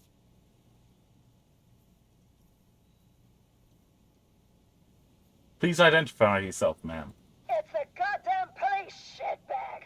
Hug the pavement. You're under arrest. As she waves her hands, you notice familiar-looking ampoules and packets sticking out of the mountain of police gear on her back. Medicine or drugs? Are you on drugs? Confiscated contraband. Restricted access. 2 kilos missing. Eyewitness report compromised. I don't think she's on drugs. Being off drugs might actually be the problem here. Yeah. We can solve this peacefully. Please lower your weapon. Officer in need of assistance. Suspect at large. Get on the ground. Ma'am, please. We want to help you, but you need to lower that weapon. Let's just talk, alright? Disturbance reported. Authorized deadly force. Sector, take the shot. Big red key. Big red key. Big red key? That's code for the battering ram. Cop talk. You know this. You're not the police. We are the police. Back up. Back up. Back up. Status unconfirmed. I am Lieutenant W. Freighter Harrier Dubois, 41st Precinct. This is my partner, Lieutenant Kitsuragi from the 57th. No. I thought Mr. Moran. Gareth. Aggravated assault. Man down. Officers in pursuit. Oh, fuck me. There's a scenario unfolding in her head right now. Yeah. It has nothing to do with what's happening here. Oh, man. What's the situation, officer? Law enforcement compromised. Impersonating a police officer.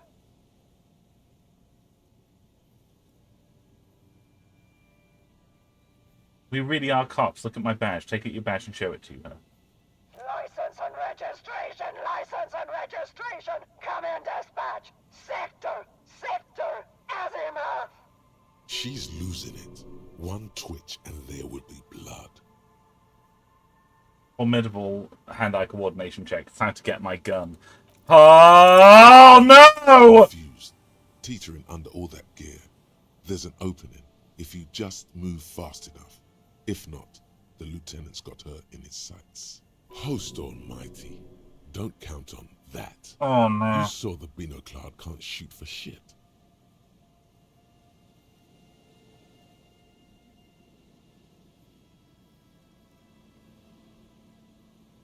Oh, I'm gonna get blasted, aren't I? I'm gonna get shot in the fucking face. Gun, I'm coming! Suicide by cop. Split-second decision. Eat lead, scumbag. Uh-oh. In your peripheral vision, the lieutenant releases the half-squeezed trigger. God, I almost blew her head off. There was a click. She pulled... It's not loaded.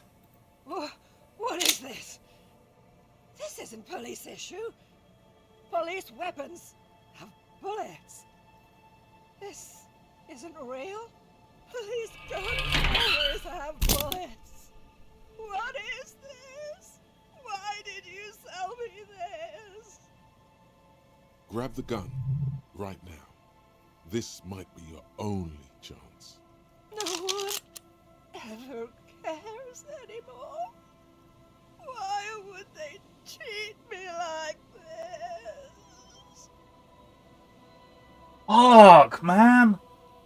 Poor woman. We need to figure out what to do with her now. Nobody's ever around.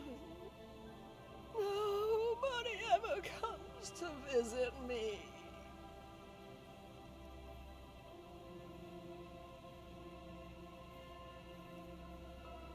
I'm very sorry that this is how your life turned out. I'm going to gently touch your shoulder. Her scratched skin is warm to the touch, but the person inside doesn't even know you're there. What do you think is happening to her? She's in a stupor. I've seen this before. God knows for how long. Could be days when they get like this. Why is she like this in the first place? Honestly, I don't know. Dementia, probably. Dementia and Channel 8 and loneliness. Yeah, neurodegenerative disease. Could be. Her hands were trembling and she did seem uncoordinated. But what are we gonna do with her? Should we arrest her? I don't think there's any need for that. In her current state, and without a gun, she isn't really a threat to anyone. We could let Titus know. This is a perfect problem for the local peacekeepers to handle. They might even know her family. Yeah, Titus sounds like the man for the job. Yeah, good call, actually. Yeah, great call, Kim. Then we can ask him once we get back to the whirling. But we have to hurry, because it's late, and they might have already gone home. But I think we're done here for now. Let's head out. Please, leave the radio on. She mutters. It seems like a reflex, a half-remembered sentence. Reflex to what? Being left alone? She stands motionless. Just a heap of clothes and flashes now. Maybe if you search her once more.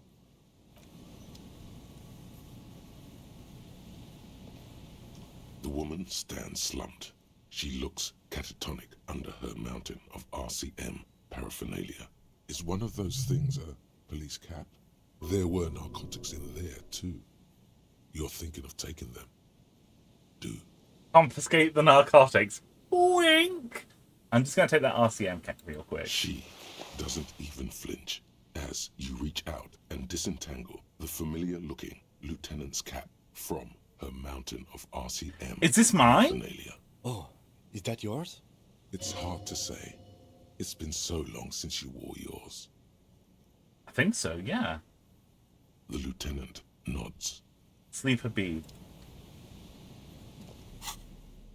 We got some new clothes. RCM Lieutenant's cap. Member of an organization, +1 to authority. The cap is sturdy and comfortable and seems to retain its form very well. It fits you perfectly.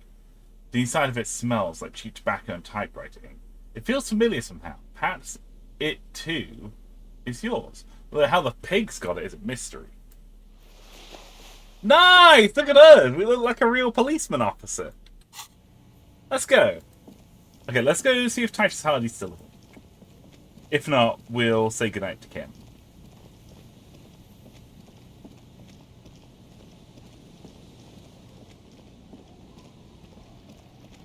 Let's go.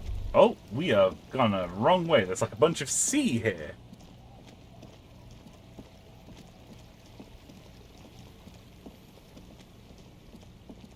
That was a horrible encounter. Holy shit. That was extremely rough. But hang on, we got our gun back. Yes! Villiers 9mm pepperbox pistol. Equip this when times are most dire. A 3-shot revolving barrel Villiers LaSalle pepperbox. Typically assigned to officers of the RCM upon reaching the rank of sergeant. The butt of the gun is worn, and the engraving on the side reads, Sunrise Parabellum. This is your gun. No doubt about it. We are so back. Locked and loaded, baby. Locked and loaded.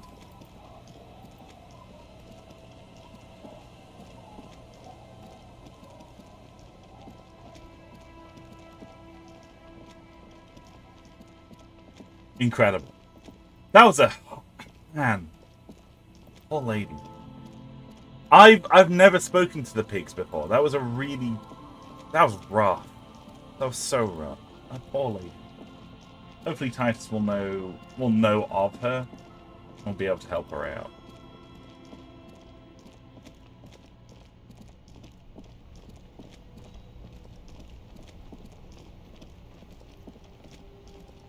Oh, Titus!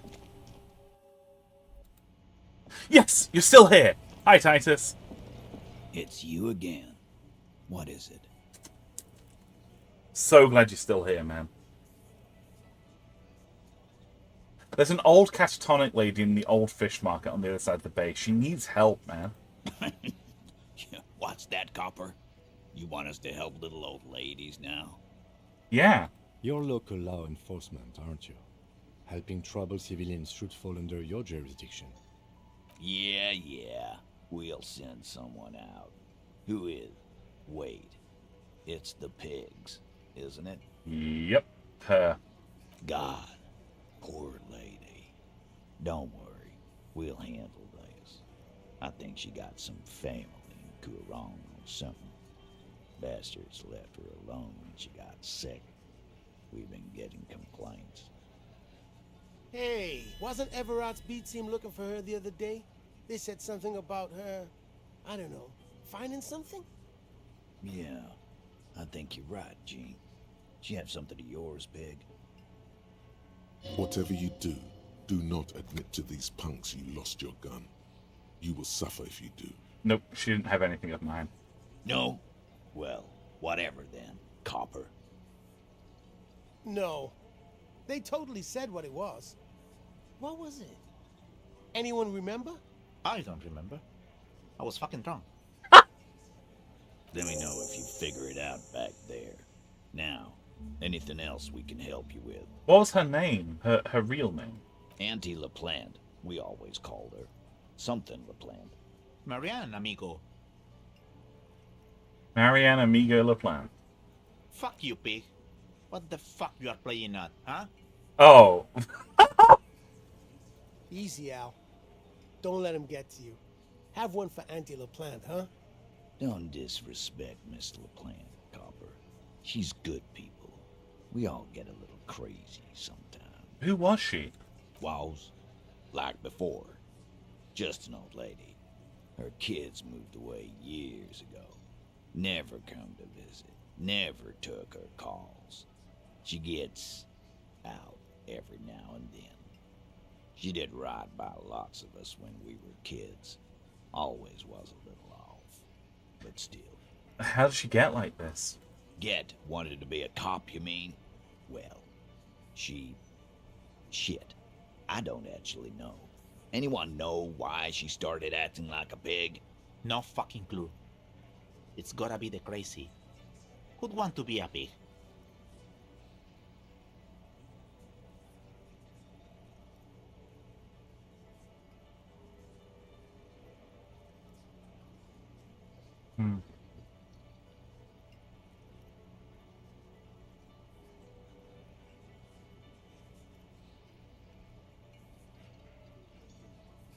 I can't help but feel partially responsible for the unhealthy culture that poor woman latched onto. I'm sorry.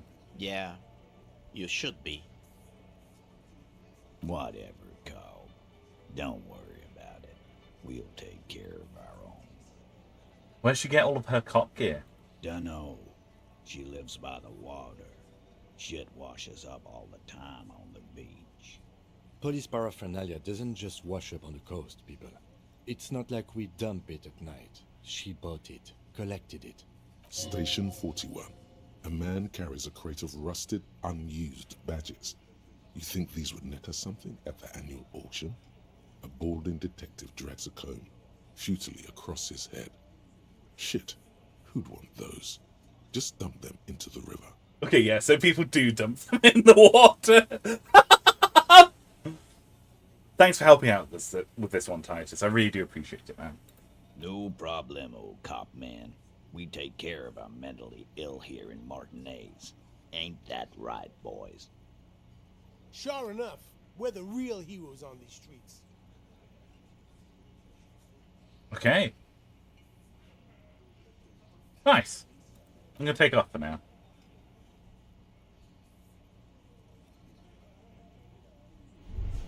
Oh, we finished a thought.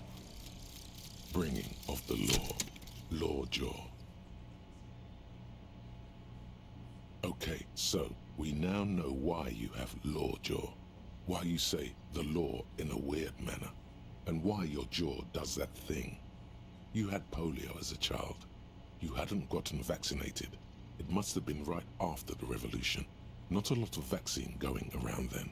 So you got infantile paralysis due to polio, and this jaw thing is a complication from that. Admittedly, it's not very funny, but you overcame it. This little infant survived and became a sharp-shooting super cop. So, fuck you, polio. Yeah! Fuck you, polio! You fucking killed FDR! Well, you didn't kill FDR, but holy shit. Fuck polio. Learning cap of hand-eye coordination raised to 6. Succeed all hand-eye coordination passives. -1 to rhetoric. Jaw still feels weird. Yeah, fuck you, polio. Nice!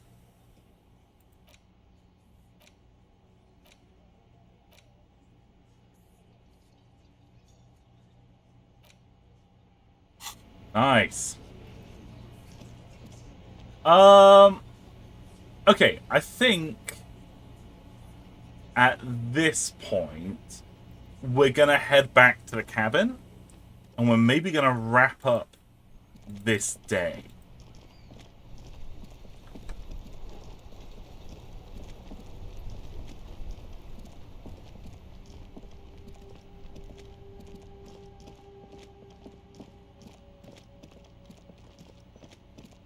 Man, it's so dark.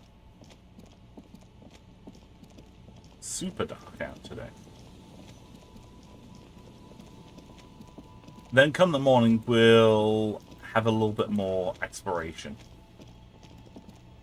There's one thing I just want to quickly do, though. And that is that there's something that we didn't interact with on the fish market that I'd like to interact with. I saw there was a thing there. I didn't click on it while we were there. I think it was like a payphone. Stupidly just ran right past it. Yeah. Someone must have worked hard to smash this plastic dome. A metal payphone under a yellow plastic dome. You could use it to call someone, unless you're out of change. Pick up the handset. You hear the tone. The machine is inoperable. Put 10 cents in and dial a random number 005-2403-155. Calling. Still calling. This feels wrong. Should you be doing this? End of tone. Someone picks up. Pierre, is that you, Pierre? It might be. What's Pierre like? So nice of you to find the time to call me. It gets so lonely. Even the animals have died.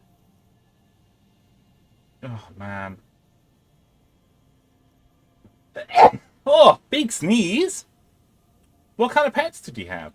Are you sure you're Pierre? Your voice, it's different. There. Chrysanthemum. Her voice is drowned in white noise. Sounds like waves washing a beach, growing in volume until the call suddenly disconnects. You get a sinking feeling. It makes you look if Lieutenant Kitsuragi overheard you. To your relief, he did not. Let's dial another number. Calling. Still calling. Again? Seriously? Yeah, always seriously. Someone with a masculine voice picks up. Hello, Gerard speaking. What you are is a surprise. Get his wife on the phone.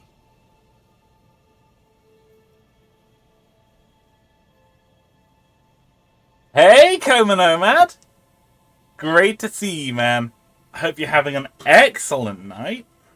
He says, apologies if I tend to not message a lot in chat. That's okay. That's okay. How's your night going, man? You having a good evening?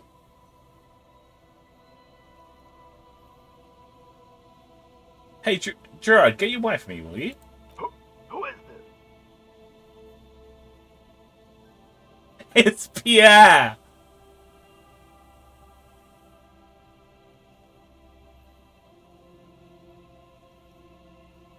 It's Harry. Put her on. I don't like waiting. Who the fuck do you think you are talking to me like that?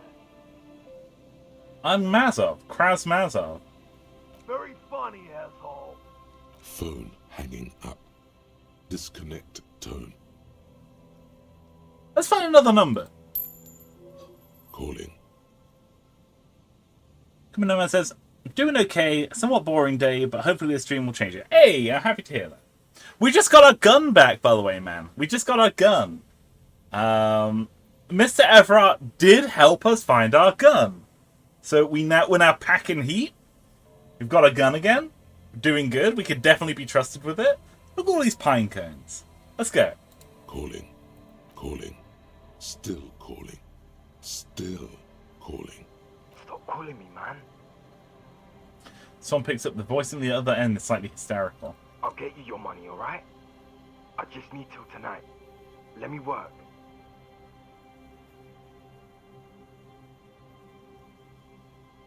You seem to be in some kind of trouble. Maybe I can help you. I'm a police officer. The phone gets hanged up fast as lightning. All you hear is a little shuffle of nylon as the hand moves on the other end. Disconnect tone.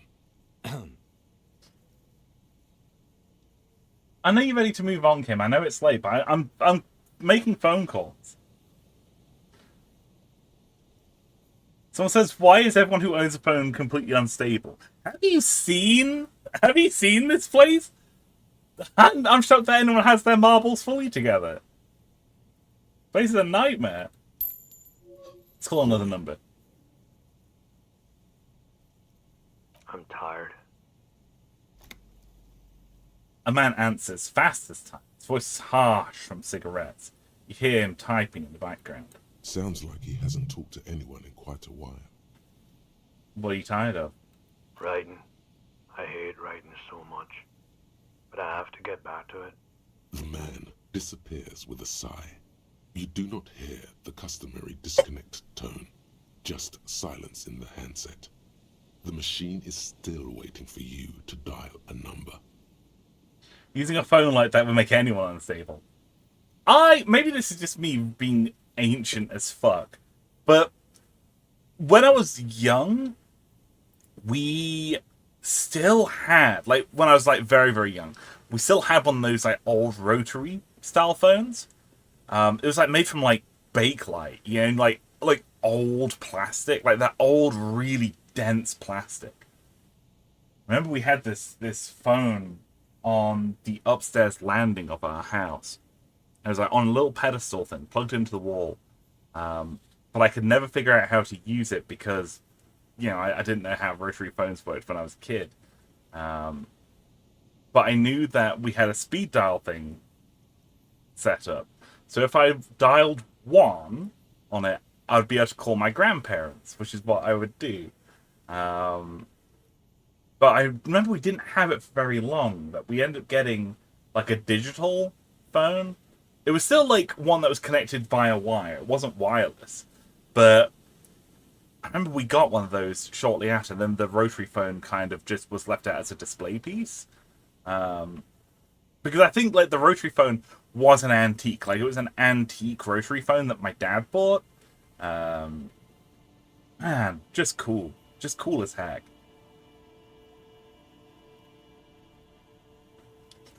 Someone says, that's not you being ancient as fuck, you're only ancient as shit. Right, gotcha. Thank you, someone. Seems like it did not have time to swallow the coin. This sometimes happens. Lucky you. The call went too fast for the payphone to register. You can still make a new one without paying. Interfacing 4. Dial a random number with your eyes closed. White morning, smells like betrayal, sorry cop.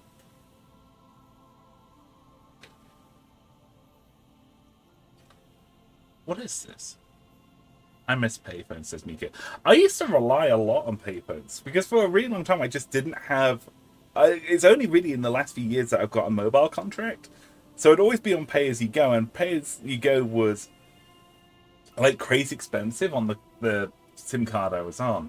So if I ever ran out of credit on my phone, I would just use a payphone. And it would usually be, like, after I caught the train somewhere. So if I was like letting people know that I'd arrived in town, I would use a payphone like pretty much all the time. Like my hometown, it has a payphone like right outside the train station. It's like one of those like old phone box booths, you know. So you physically get into this phone booth, close the door behind you, and then make a phone call. Man, I like a payphone. Let's call this random number. You close your eyes and put your index finger on the rotary dial, then pull down on the number, then move one up, and repeat the motion twice. Strange. This is not how you started before. Wait, what did I just do? You dialed 001. This is not the area code of Revachol. It is another destination on another Isola. Some far-off nation-state. You're dialing a foreign country. 414447. The rotary dial feels cold from the sea air. Let's keep dialing. 1117361. Your fingers keep moving like a spider every time the ring rotates back with a little ring of metal, like a bell tolling. This is a long phone number. Wait, there's more? Yes. 451-67451. You are going deeper now, into some unknown place, far away from this island of matter and its telecommunication networks. Finish it. 451. You have dialed God knows how many numbers. The headset has been waiting silently to relay a signal. Surely nothing can come of this, you think. But it does. A connection. An ultra-long distance call. Your air fills with a crackle, the wash of a strange ocean full of white noise. A little bird starts ringing in there, not like the local calling tone before. No, a small ring in a cage of distortion, far away. A distant network of phones, calling in the night. Pitiful and terrifying. You feel your pulse rise with each ring. Calling still. Ringing by the bedside of a dark but capacious apartment with long windows. You know this to be true. The handset starts slipping from your sweaty palm. Your breathing is heavy. Long windows, how do I know that? You just do. And you know it is going to hurt. Kim? The lieutenant is too far away to hear your yelp. The sea wind blows. What is happening? Volition impossible. Hang up. What's about to happen? I don't think we're going to succeed in this volition check.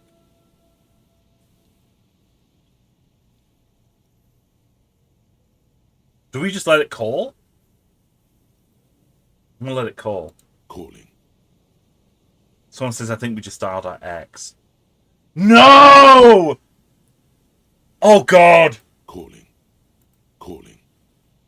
The woman who fucked us, yeah. Calling still. Then the ocean breaks. Out of the depths, a woman's voice emerges. Small. The dearest thing you've ever heard. Oh, fuck! Hello? Look at the detective.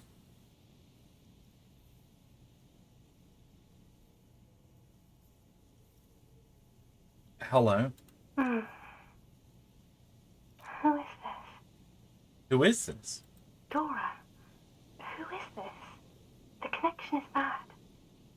Dora. The name feels like a gift. A gift that was meant for you. To make it possible to live. Oh, fuck. And fight. In the distorted distance, you hear someone turning next to her. Bed springs rattle. Don't react. Whatever you do, don't react to that last thing.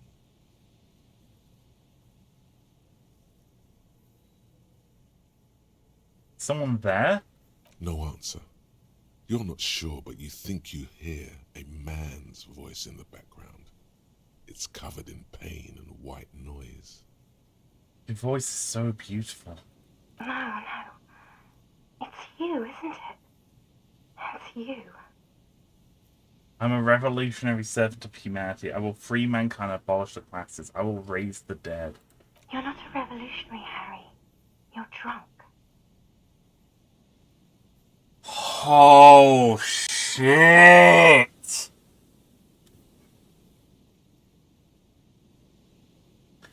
Someone says her voice is the same voice as the one who said, like, 2 words who said 2 words in our brain. During the conversation with Joyce. Yeah, maybe you're right, actually, yeah. You only have 2, maybe 3 things left to say before the change runs out.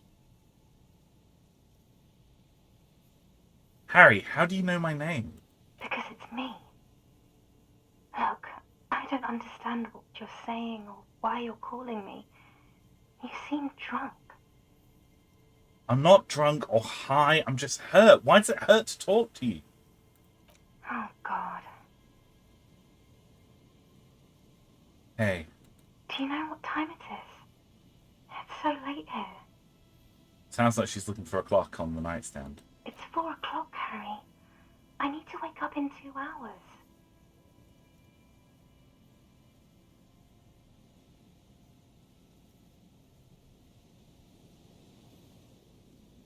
Where are you? You sound like you're in another world.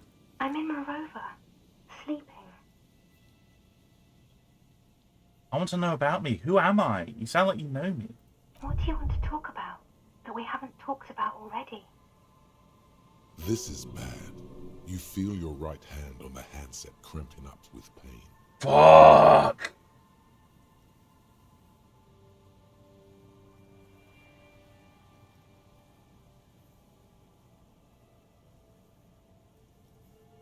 Where are you going in 2 hours?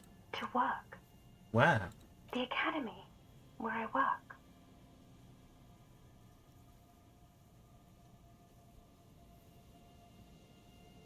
The academy? Sounds better than my job. I'm happy to hear that.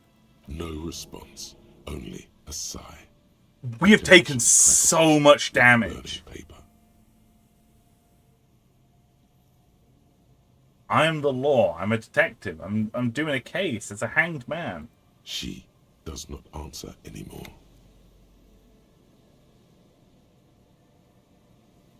I'm gonna solve it. Harry. Disconnect tone. The machine ran out of money. Fuck! Holy shit!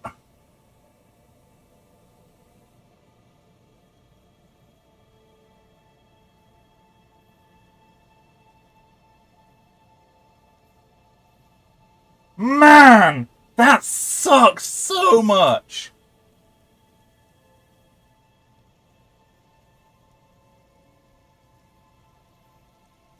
Someone says, "Oh my god, I love that this super secret conversation has full voice acting." It really does. It's amazing. I'm gonna put 10 cents in again and try and dial the long phone number again. You dial the number again. 26 pulls of the rotary dial. The machine eats the coin, and a terrifying ocean of distance rustles in your ear. In the middle of it, a familiar ring. Small, distorted, calling. Calling. Let it call. Calling. Calling. Calling. Calling. Calling. It looks like she does not want to pick it up, Harry. Stop scaring her. Why? Come on, you know why. Yeah, you're right. I'm gonna hang that up. The headset lands in the cradle with a clank. Let's leave. Fucking Christ on a bike.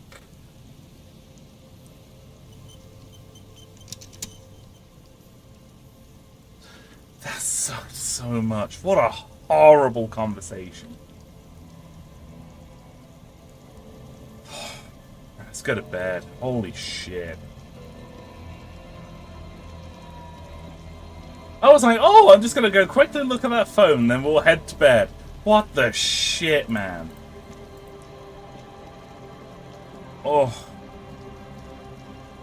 I wish our dialogue options didn't suck ass. Yeah, it's like when we were talking to her, we just became like this huge creep. Hard to see the details. The colours all warm and welcoming and it's cozy though. Hey, washerwoman, how you doing? The old woman still sits in her chair, continuing with her chores. As she does so, she It's nearly quietly midnight. hums to herself.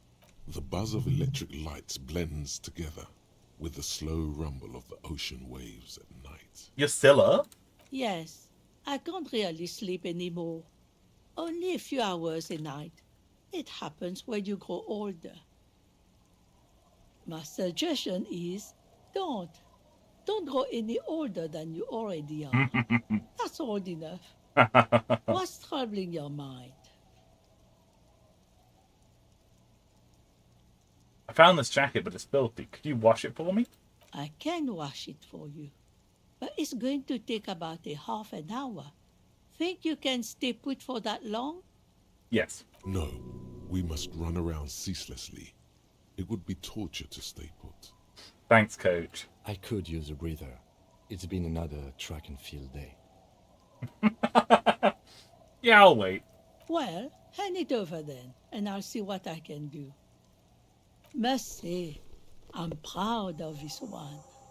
It's pretty nice underneath all that filth.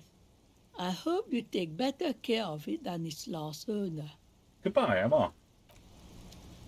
Let's see what we just got. It's a found sportswear jacket! This windbreaker is like a protective cocoon, placing the wearer's torso into a pocket universe where wind, water, dirt, and fire cannot harm them. Huge writing, 100% synthetic, is proudly displayed on the chest. It lets absolutely no air through. Warning, item not actually fireproof. +1 to pain threshold, +1 to half-light, -1 to drama, sweating like a pig. It is worse than our current gear. Oh yeah. Oh yeah. That's the look. That's the look.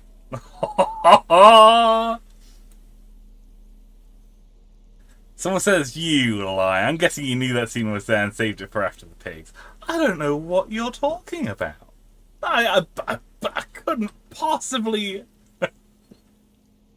I couldn't possibly know what you mean. Alright, let's go to bed.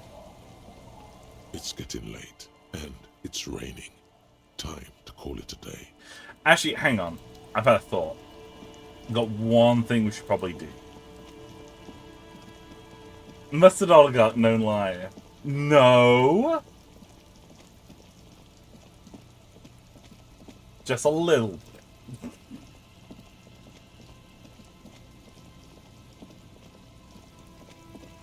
Right, let's... The thing I just thought of is that we need to get the body shipped up. I know it's very, very late, but that just means there's no traffic. I don't want to be without Kim. So let's hopefully send Kim to go take the body away now, even though it is really, really late.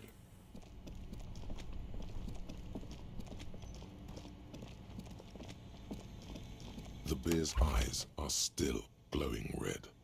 It's guarding over the freezing corpse hidden inside its belly. Let's bag him, Kim. Take him away. The lieutenant takes the body away. You will work alone for the rest of the day. All right. He takes out a shiny black body bag and starts putting the plastic over the dead man's face. I will need a little help carrying him. You take the hands, I'll take the legs. Bag the corpse and drag it to the motor carriage.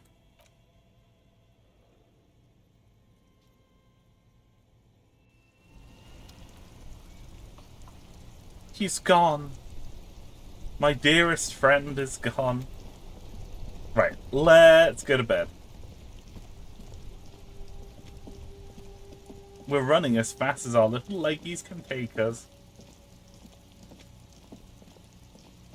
Someone says, I love that we can circumvent time itself by doing this task at midnight. Yeah. I never like to be without Kim. The game is very, very different when you don't have Kim around. So I want to keep him around as much as we can.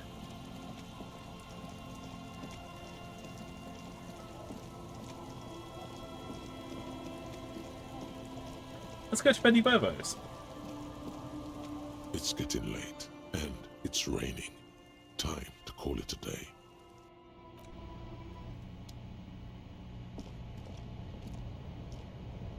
An old mirror hangs on the wall.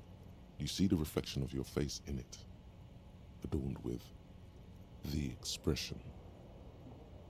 We can't stop the expression. Like, I mean, we could do. If we rolled 2 6s, we could stop the expression.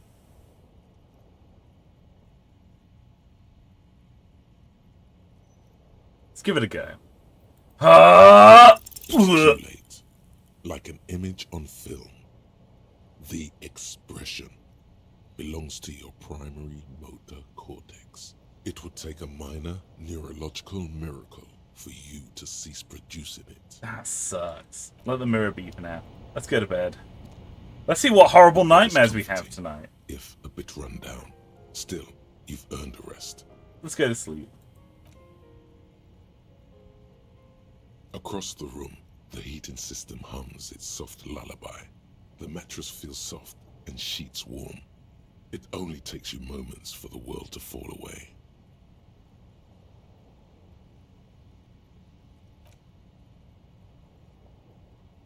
Thoughts, baby. A million little lights in the dark. You're one fine instrument, brother. All those faces and all those names. All that laughter and screaming and scheming around. Every corner and every street. Recorded in you forever on Faraday. Spinning, spinning. Spinning in eternity. On and on it goes. For untold hours. At the disco where you first asked her to dance. Rising. Rising. Above the dark curvature. The great wingspan of sleep. Studded with stars. Behold, there are millions of them down there. The first time, the last time, the smoke in her mouth, the plotted flowers, the faces turning, changing. What is it? It's the world, Harry boy, and you're made of it. Every day you're out there, you make more of yourself from it. I'm afraid you can't be unmade now. You can never forget this shit. The colours, the voices. All stuck on loop, whirling, spitting out words and images. You're the son of the world again. Harrister, a ceaseless agent. Picking up litter and old newspapers, collecting your little bubblegum wrappers and idiotic picture postcards. Meaningless, meaningless keepsakes. Reading your awful letters and recalling things, aren't you? The endless names of the world. An address book you are. The map of a city. That's right, I am an agent of the world. You'll go insane if you keep going like this. One more day, and you'll be in the loony bin. I just know you will. And for what, brother man? For the working class. For the money, baby. For the greater good. Solving your little crossword puzzles. Doing your tasks. Crossing names off lists. Trying to become some sort of world detector. It won't make it okay. It won't put smoke back in her mouth.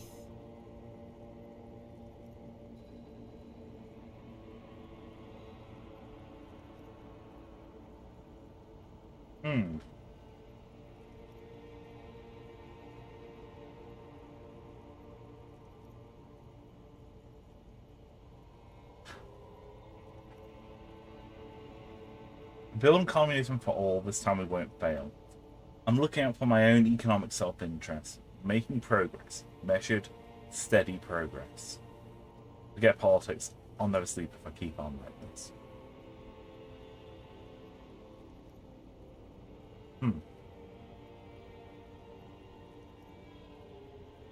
Yeah, I'm guessing that this is going to lead on to something. I don't know what this is going to lead on to, though.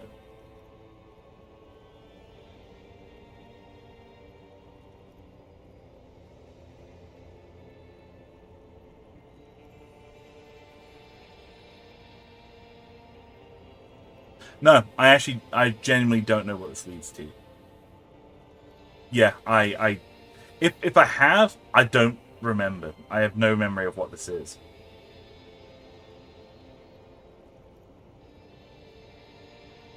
Fuck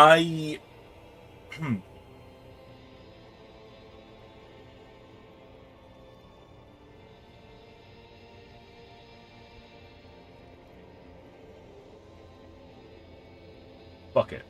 I'm building communism for all. This time, we won't fail. There he goes again. He's a real political animal, our Harry. He still doesn't see that it's the world changing around him. He's got no idea what he's in for. Why? 'Cause only love can break your heart. Feel the pillow under your cheek. Beep, beep, beep. The alarm is ringing, Harry. The disco circus goes on and on. You barely slept 3 hours last night. Do it for the wind. Do it for the picture puzzle. Put it all together. Solve the world. One conversation at a time. Open your eyes. Yeah, limbic system rocks.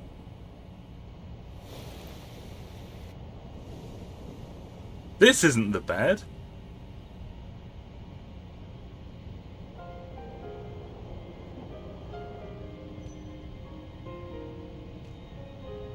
Rise and shine, comrade. It's time to get to work. What's going on? Despite all the thinking you've been doing, only 0.0001% of communism has been built. It's too great a task to undertake alone. You're going to have to get organized. Have you seen my shit recently? I've really gotten it together. It's good that your personal business is in order, but we're talking about political matters of world historical import here. You must seek out your revolutionary brothers and sisters. Find out how much communism they've built. Then, together, maybe you'll be able to build as much as 0.0002% of communism. That's a lot of communism. But it won't be easy. Decades of persecution by coalition authorities have driven the remaining communists of Martinaise underground. They live underground. These communists aren't men. They're mole people.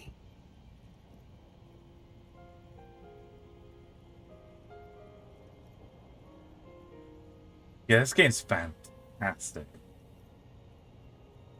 I don't know if I want to go search for mole people. They're not mole people. They're your comrades in the eternal class struggle. It's your task to find and join them. But I'm part of the coalition authorities. Have I been persecuting communists this whole time? Possibly. If you have been, it's only because you're a double agent acting in furtherance of your long-term objectives. Listen to this. Do you really think you're the kind of person an underground communist cell would entrust with a mission that requires such discretion? Maybe. Regardless, what's past is past. You need to look forward to the work of building communism for all. Will they help me fire up massive socialist sausage grinder? Just between us, you may want to lay off this grind up the bourgeoisie stuff. It's a bit off-putting, even to fellow communists. Holy shit. How am I supposed to find them if they're hiding? Let your nose guide you, Detective. My nose? Yes. Fortunately, communists are known to have a very distinct smell. We really have no idea what they're talking about. There's no linkage between ideology and olfaction. What does communism smell like? Failure. Oh. There's so much failure in my life already, I don't know if I can take any more. That's why you're perfect for the job. No one's got a better nose for failure than you, Harry. What you're smelling is your own body odor, of course. Nothing a shower and change of clothes couldn't fix. People sometimes complain there are no real communists left in Martinez. But you can smell their presence. They're out there, waiting for you to join them. Alright, I'm ready. Let's get organized. First, you'll have to locate the remaining communists in Martinez. When you get near to someone with revolutionary potential, your nose will give you the signal to establish contact. Again, no, it won't. Any olfactory response you perceive will be strictly psychosomatic. I love that Perception's constantly going, no, this is stupid. What the fuck are you talking about? Judging from the bust of Krasmazov and other revolutionary paraphernalia you discovered, it seems that the Cape Side apartments may be a hotbed of communist activity. Okay, gotcha. You should begin by interrogating those lawless malcontents at the Dock Workers Union. They're an obvious place to start. Hang on, what will I do once I establish contact with my fellow communists? You'll discuss the monumental world historical task that lies before you. You'll engage in rigorous and spirited debates about Mazovian theory and practice. But mostly, you'll probably complain about other communists.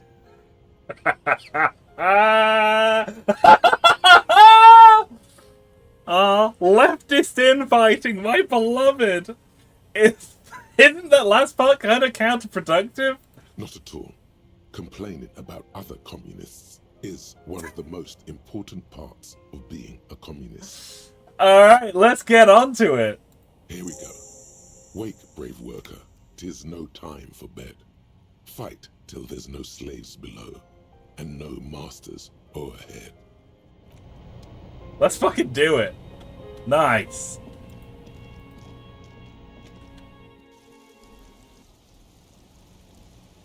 Hey, it's Kim. Good morning, Kim. Yes? Hold still for a second. The lieutenant's posture becomes rigid and uncomfortable as you lean forward and sniff the area just above his shoulder blade. He smells like a man, a perfectly normal man. Wait, there's something there. Something that sets your GABA receptors aflutter. The lieutenant's aftershave, a common drugstore brand. Strong hints of pine needle. Strange, you're not getting any strong ideological whiffs from the lieutenant. Do you need something, Detective? I was wondering what brand of aftershave you use. It's nothing fancy, just plain old Tiger Super Special. Are you thinking of, you know? He gestures towards his cheek with an invisible razor. Do you think I should?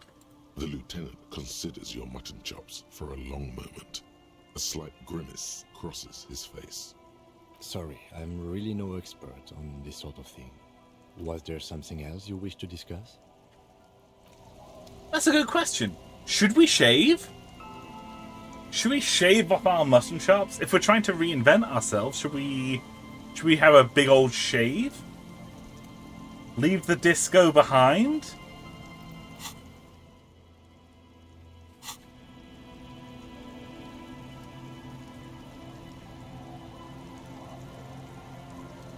What do you mean Kim is still next door? Well, anyway, Kim said that he would meet us outside the shack, so that means that he would have set his alarm extra early, got showered, washed, dressed, and then ran all the way over here. Meek says no, don't shave. Someone says shave, shave, shave.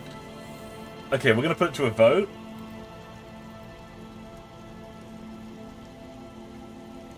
Shave? Shave. No. Don't shave.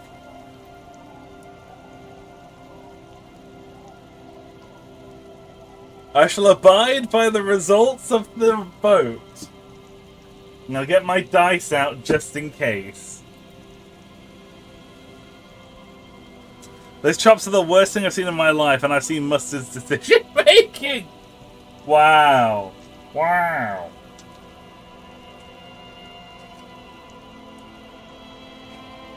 Okay.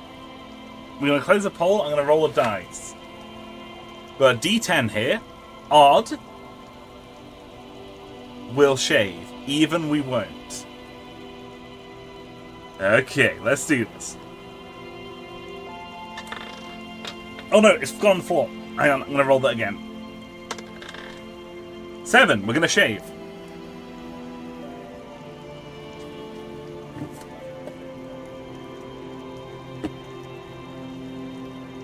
Alright.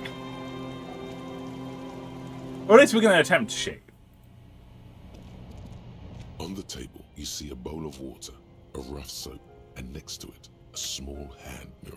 A straight razor soaks inside the wash basin. Time to shave. Let's get these mutton chops off. Like an artist with a brush or a master swordsman, you use the small mirror and the straight razor with some soap to remove all that unkempt hair from below the nose line. The sharp blade chafes against your skin, producing a scratching sound. The surface underneath the beard feels tender, the air brushing against it chilly. Feel the clean-shaven cheeks. They feel so smooth, surprisingly so. A feeling of freshness overcomes you, as if you just came from a cold bath. Yeah, it still looks pretty bad with the old expression on our face. What's shaving the right call? The water reflects back a vague image of your clean-shaven face. Despite the bulbous nose, unkempt hair, and persistent swelling, you look a little younger, maybe. You almost look like a professional. Almost. Almost a professional. Kim, look, I had a shave.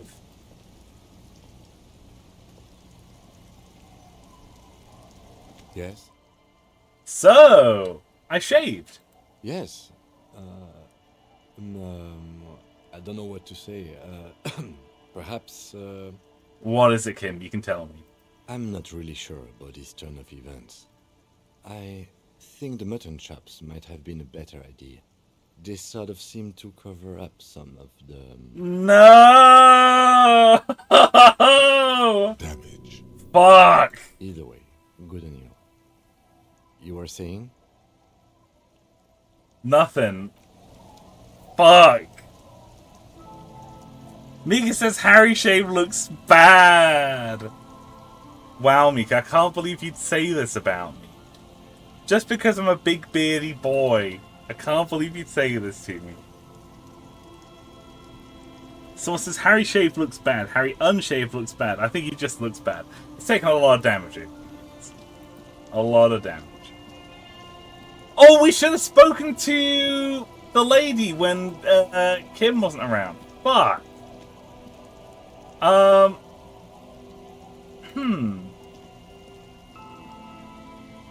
Okay, let's just have an explore. Let's talk to the kids. Hello, children. The scruffy-haired little boy kicks a stone while the other watches him do it. You must be Lillian's twins. This one doesn't say anything, kicking the concrete with his worn-out sneaker. Lily's our mum. Yeah, I said that. The stone kicker laughs suddenly. His head is too large for his shoulders. The other one laughs as well. Wow, so intellectually stimulating. The stone kicking isn't even of very high caliber. Anyone can do that. You guys look identical. The stone kicking one becomes frantic all of a sudden, as if that's something to be scared of. The obvious fact that you just stated. He looks just like me. Yeah, I said that. The boy doesn't answer. His brother throws another rock. Both of their hair is covered in some kind of dirt. You're bad with kids. What are you, Kid Master General? Maybe I am. Now, how about some actual police work? We are not getting anything here. Children are stupid. You're stupid.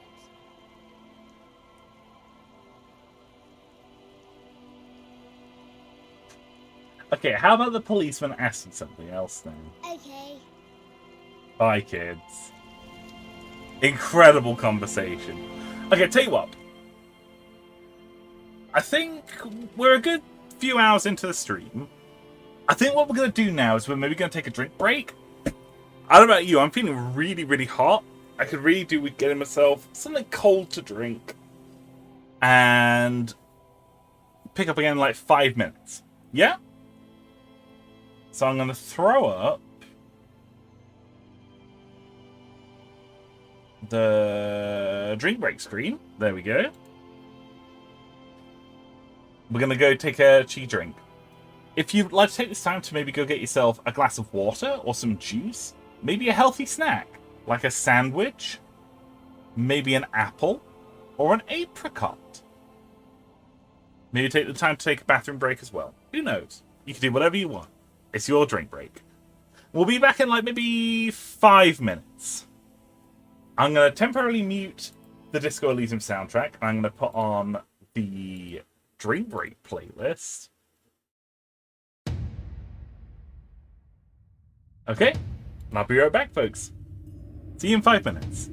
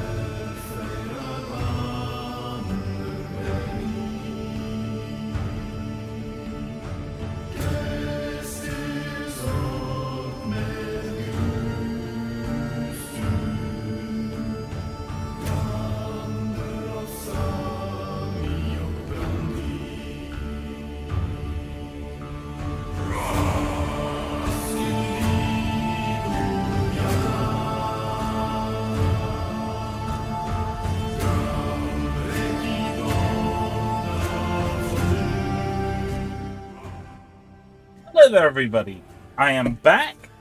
I have got beverages.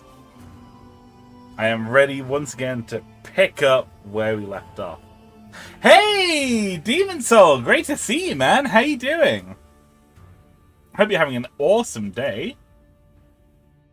Don't know about you, but it is extremely hot here in the UK this week. It's been pretty toasty. It's been pretty toasty this week. What's the beverage this time? I've actually got two beverages. I got myself a cherry rum and Coke. So that's like cherry rum and Coke mixed together. And I got myself a bottle of ice cold Coors beer. It's great. It's really good. Like super, super refreshing. It's my weekend. Having a few beverages.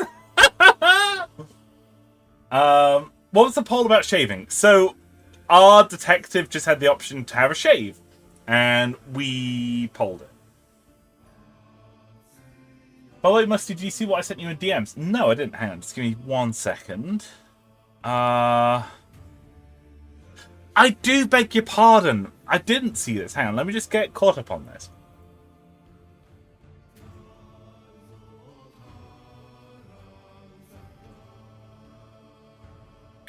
That's really cool. Okay, if you could drop me a message about this after the stream, I'll be able to have a more thorough look, yeah? You have months. Okay, good. Yeah, if you want to drop me a message after the stream, I'll be able to more carefully read through, and I'll be able to actually pick something then. But yeah, I'll definitely have a look.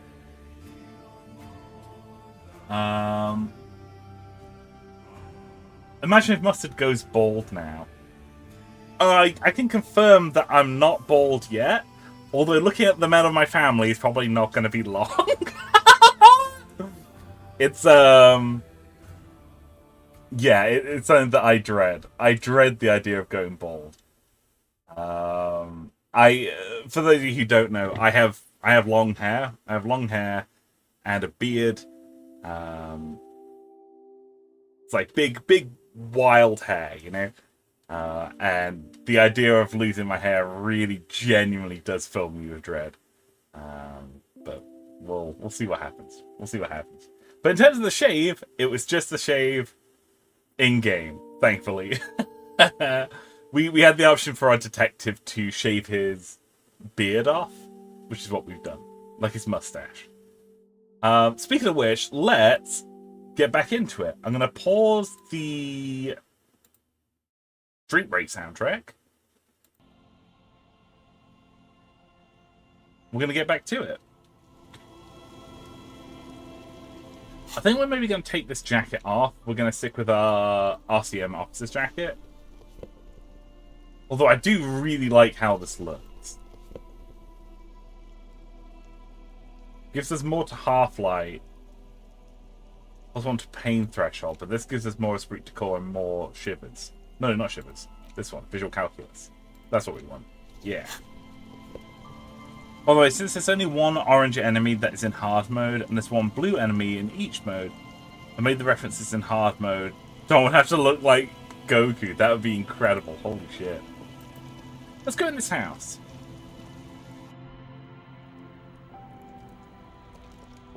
It's a little fireplace. That's nice. Industrial coal pellets burn with an orange glow. There's a girl here. Hello, mister. Little Lily. A young girl, barely 4 or 5 years old, sits on the sofa. She looks at you with frank curiosity. She clutches a small stuffed animal. Occasionally, she twirls it around. Are you Leonette's daughter? Yes, I am. Little Lily. You know my mom? Yeah, I met her earlier. That's nice. My mom is great. She's never angry or anything. Are the twins outside your brothers? Yes. They don't want to play with me. They're older and play outside. Wait, they're older? They look the same. Sometimes I can't tell them apart. They look identical, right? I said the same thing. They look identical. Oh, she's adorable. Holy shit. Maybe put the tie back on. I do have a tie on. The tie, like the hideous necktie, is a tie in this playthrough. It is just a tie and nothing else. Currently. That's all it is. Just a tie. What's that? Point at the stuffed bird hanging from the ceiling. It's a grouse. Ooh. You might be able to get on Gart's good side if you replace the broken scooter you almost certainly broke. Can I have it? I know someone who really likes stuffed birds. Sure, just go and get it. I don't like it anyway. It looks angry. Alright, you just need to grab it from the ceiling and go. What's that thing you're holding? It's Lammy. He's my friend. Sort of. Like... Lambie is a stuffed lamb that, admittedly, has seen better days. One of the eye buttons is missing, and the fur is tattered in several parts. Lammy looks very soft. Yes. Very soft. She pushes the stuffed animal towards your face. I'm going to press my cheek against Lammy. Isn't he soft? Lammy is very soft. She rubs the white fur against your cheek, then returns the lamb into her lap, cuddling it. Aww. Bye. Oh, I love her. She's so good. Yoink. Ruffed grouse taxidermy. Don't mind if I do. Yoink. I am going to try putting the tie back on. I don't... Yeah, no, there's no difference. At least not right. Dead body of a grouse stuffed with some unknown material. From a distance, it emerges passive as the real thing. The bird itself looks extremely ruffled and slightly grumpy. Amazing.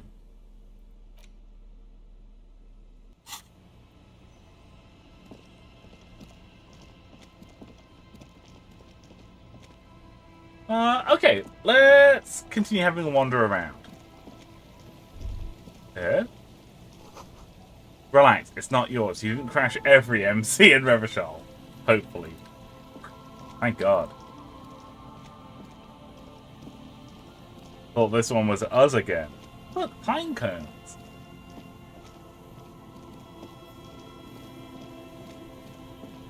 Okay, so the pigs isn't here anymore. A coin-operated weighing machine hasn't been used for a decade. Vagrants recently painted the tarp red. Water drips from it. Mecha Beano's prescription lenses. +2 into encyclopedia, -1 to perception.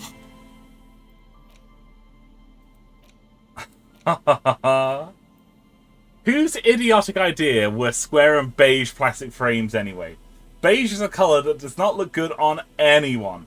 Not to mention that seeing the world through these exceedingly thick lenses feels almost nauseating. Oh yeah. Oh yeah. We can discover our inner Beano clad wearing this. Yes! That's what we're going with.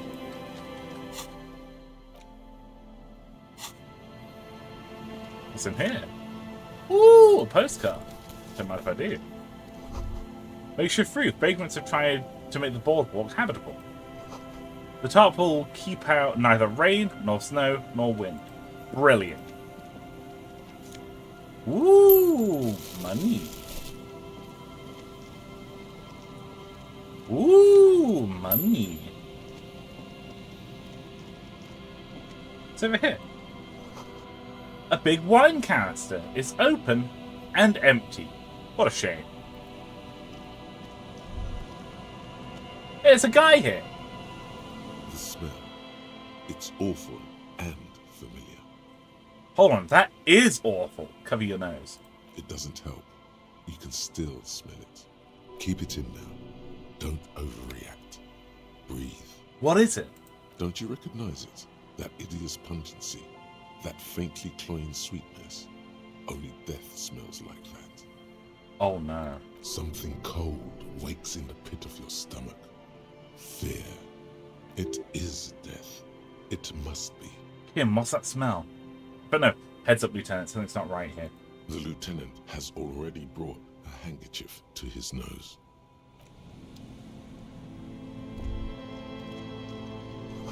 Careful though, the floorboards look rotten.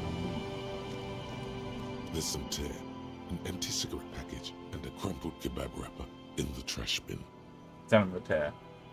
2 empty bottles of Tallulah vodka and a can of black potent porter is all you find. A tragedy. Examine the cigarette package. Whoever tossed it here was a heavy smoker. The brand name reads Red Astra. Red Astra is the black market version of Astra cigarettes, known for their high tar content. Examine the kebab wrapper. You see traces of mayonnaise and ketchup on it, as well as a tomato wedge. The wrapper reads Shish Kebab Revachol. Oh, I could go for a shish kebab. It's no older than a day or two. No mold yet. Hey, who's this guy? A man lies on the boardwalk. Oh. His limbs bent and neck turned at an unnatural angle. Right next to him is an empty bottle of spirits. In his cramped hand, a chewing gum wrapper. Oh. Half of his body has slipped between the cracked boardwalk, starting with the right leg. The fall has left him broken, contorted like a sad puppet. Holy shit, man. Okay. Hold on. The lieutenant squats next to the corpse and examines his face. 2 bulging eyes stare back at him, void of any signs of life. Lividity is faintly pronounced. Whoever this is has been dead for 2 days. No longer. We need to investigate. Another dead body. This is your job. There's another dead guy. Is there a serial killer about? What's going on? Calm now. Carefully. Just another day. Just another dead body. Breathe. Study the man's clothes. He's wearing mud-caked boots, beige trousers, and an old brown leather jacket with a bright blue lining. There are traces of kebab sauce on his chest. No. This is the working class woman's husband. He's got his cool jacket on. Fuck. A cool leather jacket with a bolt of blue? Oh no. This sounds terribly familiar.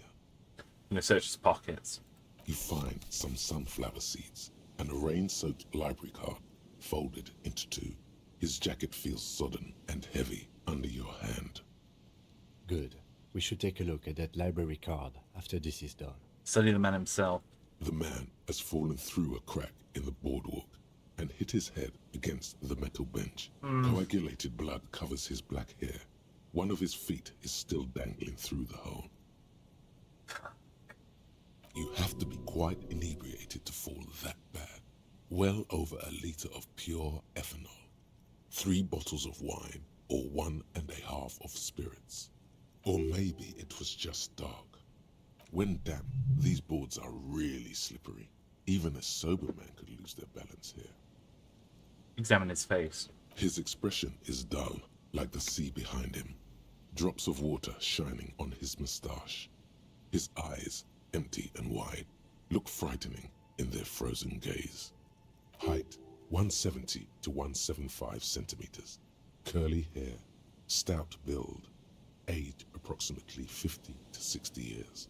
Study the surroundings. There's some dried blood on the metal bench, right where the corpse's head rests. The floorboards are rotten and slippery wet around the hole. An empty bottle lies nearby. A chewing gum wrapper is clutched in his fist. Be very, very careful where you step here. Examine the man's head. A dried chunk of blood covers the hair at the back of his head. An open wound. It's sticky and cold to your touch. I don't see any other major wounds, do you? No, just one on the back of his head. Seems like the head wound was fatal. It's exactly the shape of the bench. Yeah. I step on the floorboards. The boards screech under the weight of the T500 ceramic sabatons. It's a good thing they're so light. because it's hard to determine whether it was the dead man's weight that caused the boardwalk to break. It definitely looks fragile. He could have easily disappeared into the sea through that hole, and you would have never found him. Examine the bottle. A .75 liter Tallulah vodka with its cap missing. There's hardly anything left inside. Yeah, so the dude drank a lot of spirits. It's mid-market spirits with a slight touch of menthol. The man meant to enjoy himself, have a good time. Yeah. Like high, like good grade spirits. Fuck. Tear all around us. He looks at 2 other bottles near the coin-operated viewer, then at your yellow plastic bag. I'd prefer if you didn't collect them this time. It's not proper. Yeah, it's not. True. It feels disrespectful. Examine the chewing gum wrapper. Grabowski spearmint chewing gum. Green leaves on the cover. The man's mouth is half agape from the terror of the fall. Look in. The blackness of death. Stench. You think you see white chewing gum too? He ate the whole pack, right? It's to cover the smell of alcohol before going home. The worst thing is, I've seen it before. Almost the same scenario. Even the chewing gum. It's always the same. Shit, man. The entire boardwalk creaks in the wind as you take a step back. Who is this man? Looks like one of the locals. He'd have to know this spot to come here. You don't just walk over here. He looked south where you came. But that's just a lazy assumption. What do you think? A dead working class man with a bottle in his hand?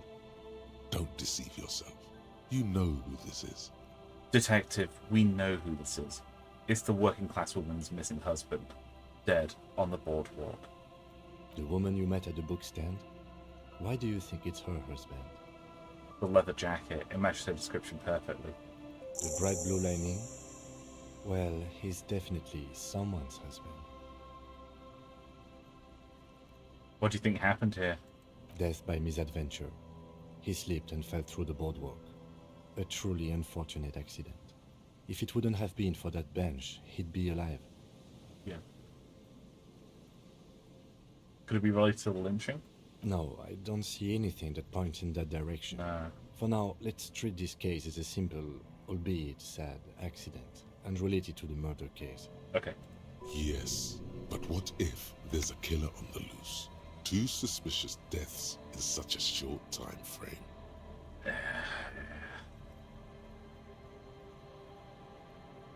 You're right, connecting it with the lynching would be a stretch. Without any further evidence, yes. You think he was drunk? Oh, yes. What about alcohol poisoning and liver failure? Some symptoms of acute alcohol poisoning could have definitely played a role here. Severe confusion, respiratory depression, unpredictable behavior. But I think that death arrived through head trauma, not liver failure. Hard agree, Kim. What about the kebab? What about it? The deceased ate some kebab. It's probably from a nearby place, maybe in the Pox. Sometimes a kebab is just a kebab. No kebab is just a kebab. Someone should be held responsible if this broken boardwalk is incredibly dangerous. They'll seal this place off after the news reaches the coalition officials. I doubt that they have enough resources to actually repair the boardwalk. Not that sealing it off would keep anyone away. All it does is keep the city council's hands clean. He smiles sourly. Right. It does seem to be a pretty straightforward misadventure, although there's still a question of identifying the body. What should we do with him? From where I stand, I can see 2 options. We either take the case and follow the leads to identify the body on our own, or we report back to the station and leave this for our colleagues to handle. Well, hold on, what about a field autopsy? A field autopsy isn't necessary if the cause of death doesn't appear to be criminal, and this looks like a simple accident to me. I'd say we should just write down head trauma in the autopsy report and leave it at that. It would save us at least 2 hours of unnecessary work. Yeah, but isn't that kind of sloppy? Maybe, but we don't really have much time or resources to spare. The guys at processing will take care of the rest. Look, we found him. We should finish this. Alright, we should first examine the library card you found. Then we can call the station from my kinema. Let them know we are taking the case. Yeah. Let's have a look at that library card. Folded library card. A library card found in the pocket of a dead man on the Martinez boardwalk. Slightly damp to the touch, the cover bears the stamp of the Jamrock Public Library. Demon Soul says, Mustard, the main dude did 6 damage and the random character I kidnapped did freaking 20 on the fudge. Oh dang, the combat is basically the same as Metopia. No. What a shame. Right, let's look at this library card. The library card is folded into 2 and still slightly wet to the touch. The front side reads, Central Jamrock Public Library Card, issued to Billy Mejean, expires July 53. Billy is a unisex name. Could be the deceased, or his family member. Good point. Look inside. Whoever owns this card is an avid reader. You find a list of books written in blue pencil. Radio thriller. Stand a little less between me and the sun. The last one in the list is The Glinton Curve by M. Theobald. A library stamp indicates that the book has been returned. Most of these titles seem to be in the sci-fi genre. Some thrillers too. Look at the back side. If lost, please return the card to the library. Dial 005 02 55211 or visit us at Moreau Street, 78, Jamrock.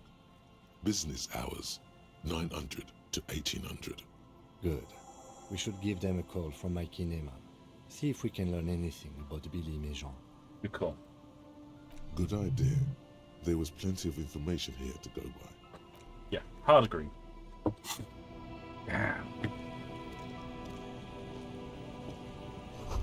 This coin-operated viewer has been out of order for years. Stop messing with the coin viewer and hold on to something. The wind is so strong. Breezy boy. Man, he really could have just fallen through that thing and never been seen again. Shit, man. Moonshine, probably. Smells like tasty fermentation.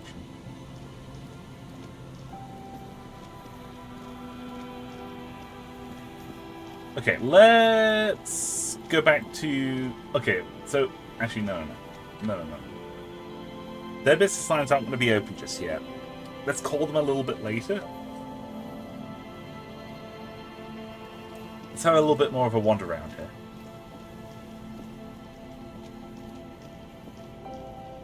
Look at this building! It's huge! This place is gigantic!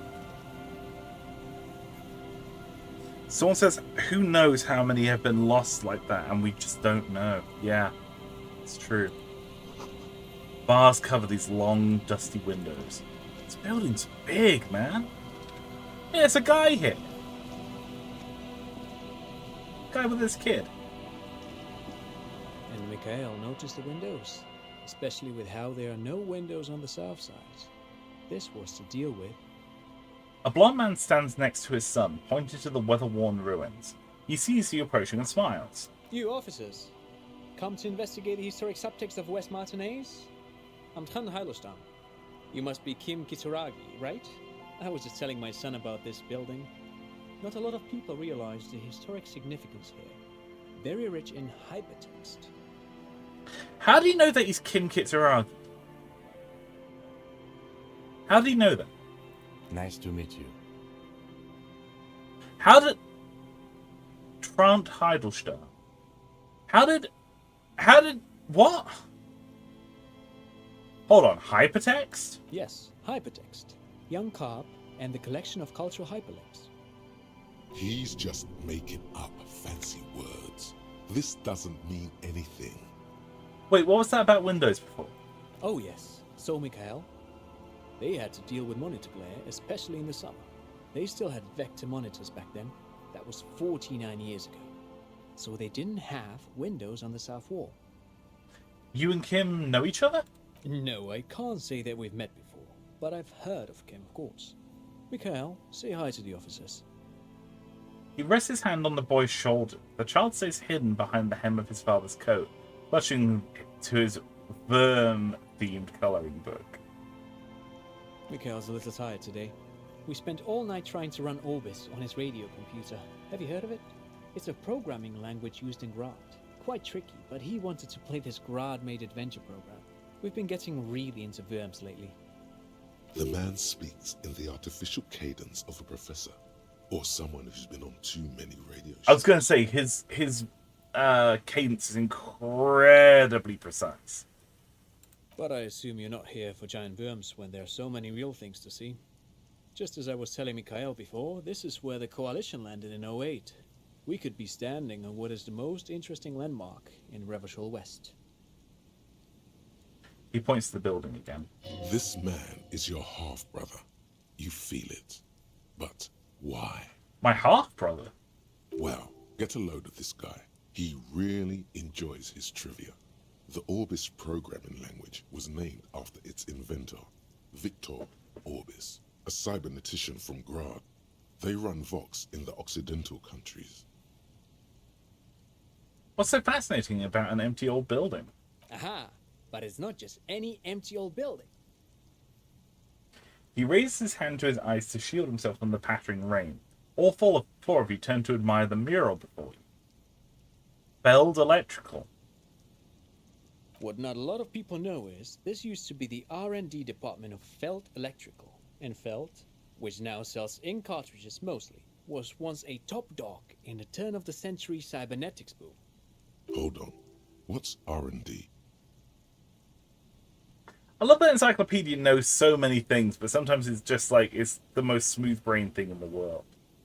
Look at the building looming over you. It looks old and weathered, with seagulls picking apart its stone and metal carcass. Bushy undergrowth has taken hold of the collapsed rooftop. Some kind of bird has set up a nest on a broken windowsill. Wait, what's an R&D department? Apologies, it's an acronym for research and development. They don't use it anymore. He smiles brightly, laugh lines around his eyes. You're probably more familiar with RTD, Research and Technological Development. Mayor Kalpa, you are not familiar with that one either. This man is a bookhead. Book? I don't think I've heard of this Feld Electrical. That's not surprising. Only a vestigial ink cartridge and ferrotape manufacturer remains. He just his suit jacket. They started out as a midway electronics outfit in Königstein 2 centuries ago. After an aggressive move to Revachol, Feld became a global player in the emerging personal electronics market of the pre-revolutionary era. Still, Tricentennial was beating them in business machines. But Feld had an ace up their sleeve, or should I say they were developing an ace up their sleeve. I'm mixing my metaphors here. And what was that ace? It was here in Martinez, possibly in this very building, that they developed prototypes for a tape computer. A tape computer? Mm-hmm. An elegant folding mechanism of rollers and ferrotape ribbons, portable enough to be a take-it-home solution. Revolutionizing business machines, possibly even bring them to the average consumer. It's really cool. This is funny because it's like, tape computers were what our computers used to be, right? Like, they used to run off tape. Which is a feat of engineering even today's giants, Rehm, ICN and ZAM, haven't achieved yet. What happened? Indeed. What? The revolution! The boy wipes his nose on his sleeve. Unfortunately, their moonshot project never made it to the market. Feld's move to Revachol backfired. The revolutionary government liquefied their assets and expropriated those very advanced prototypes. Possibly from this very building, or one of the adjacent ruins. He pauses, pointing to the other building, then continues. All of this was built by Feld, even the boardwalk. Wild Pines built Martinez proper as a resort for their middle management. Feld built this side of town for R&D. So you're telling me that Feld Electrical built this boardwalk? Yes, they even built a pleasure wheel, but that got destroyed in the war. Someone asks, does he know about the failed radio program that was behind the library? What do you mean? Oh, yes, I know what you mean. Like the D&D game. A pleasure wheel? The lieutenant looks wistfully at the horizon, as if picturing gondolas rising to the sky. Yes, to lure in their star engineers. This part of Martinaise was nothing but reeds before Feld arrived. They had to make the prospect of living here attractive. It was supposed to become a global center for innovation in cybernetics. But history had other plans. What happened to the engineers, the company people? Oh, I'm afraid it didn't end well for the boys. But this story is a bit too dark for little Mikhail here. Now, if you were to ask about tape computers... What did the revolutionaries do with these advanced tape computers? They used them for military communications, but also to write and send out press releases. The most notorious example being Le Décret de Mars. What was that? What's the Mars Decree? I mean the radio transmission sent out to news agencies and world governments by the newly created Commune of Revachol on the 7th of March in the year 02. This guy is just encyclopedia. Like, you know how, like, we've had characters who've represented, what feels like ideology, right? So, like, the Sunday Friend being the most moralist of moralist people. This guy, Trant Heidelstam, is just encyclopedia. This guy's just, like, the most Beano of Beano class. Incredible. A short-lived legislative foundation for a short-lived utopia. It's a beautiful piece of text, actually. A singer-songwriter I know, Charette, called it a love poem to Revachol on her political concept album, Bon Baiser dans ce Lind. You should read it. Every local library in Revachol stocks a copy of the decree. I tried to get Mikhail to memorize it. Tried to. Someone was much too interested in worms to be paying any attention. How do those tape computers work? Like, did they work like radio computers do? Actually, no one knows. No one even knows what a computer made entirely of tape would look like. But word has it, they were very elegant, exquisite, alien-looking turn-of-the-century hardware. He raised his finger, remembering something. Buckle up. 10 years ago, I did a little freelancing, I guess you could say.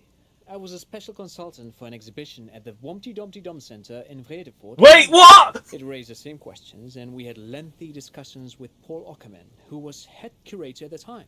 This was before the twins Keith and Guy Juice joined the team. Trying to... No. You can't just say Wompty Dumpty Dum Center and just, like, let that slide. Hey, you can't do that.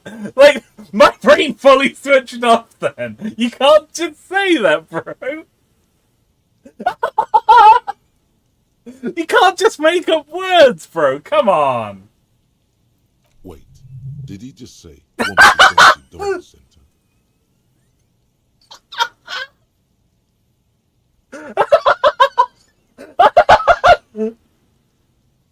He did it. He said Wompty Dumpty Dum Center like it's the most natural thing in the world. What the hell is a Wompty Dumpty Dum Center? And who the hell are Keith and Guy Juice? Okay, the Wompty Dumpty Dum Center, Paul Ockerman, Keith and Guy Juice. What are you talking about? The Wompty Dumpty Dum Center for Contemporary Art. Holy shit. The exhibition itself drew on Lagerman's notion of memory, and so there were some parallels. That's why the head curator, Paul Ockerman, chose to... You're making this up! Kim, is he making this up? In fact, I'm not. The Wompty Dumpty Dum Center is a place you can visit if you're ever in Vredefort and are ever in the market for an exhibition space / contemporary art research center. So that's where Dom's been working instead of streaming. It's true, he's been at the Wompty Dumpty Dum Center. I love the fact that the writing's like, there it is again, those words. And then he just says it so casually. It's like our internal thoughts are like in disbelief at this name. Thought gained, Wompty Dumpty Dum Center. We gotta do this thought, man. But perhaps I should return to the tape computers. As I was saying, the device itself was very elegant, fragile even. One could write directly on the tape using a special chemical solution. The machine would then analyze the handwriting, perform operations, and project output onto a white screen. It was a beautiful, delicate thing. That's cool. Very, very cool. Though I understand the socio-economic causes of the revolution, it pains me to imagine the revolutionaries setting fire to this precious device. But so they did. The felt playback experiment vanished into the fires of '07. Wait, the Feld playback experiment? Yes, the official name of the prototype. Some sources report it as the felt playback experience, but those are incorrect. Why did the revolutionaries destroy it? Who knows? Maybe it was an accident, or maybe they didn't want the technology to end up in the wrong hands. Either way, they're all gone now. All 3 versions of the prototype. Nothing but debris and ashes remain inside that building. Take a step back. The boardwalk creaks mournfully in the wind. I want to ask something else. But of course. What else? You look like someone who has money. Do you have any money? I do have some money, yes, but that's not what's really important here. He brushes it off like it's not a thing at all. He's not gonna give you money. What are you doing? Clearly you were just profiling.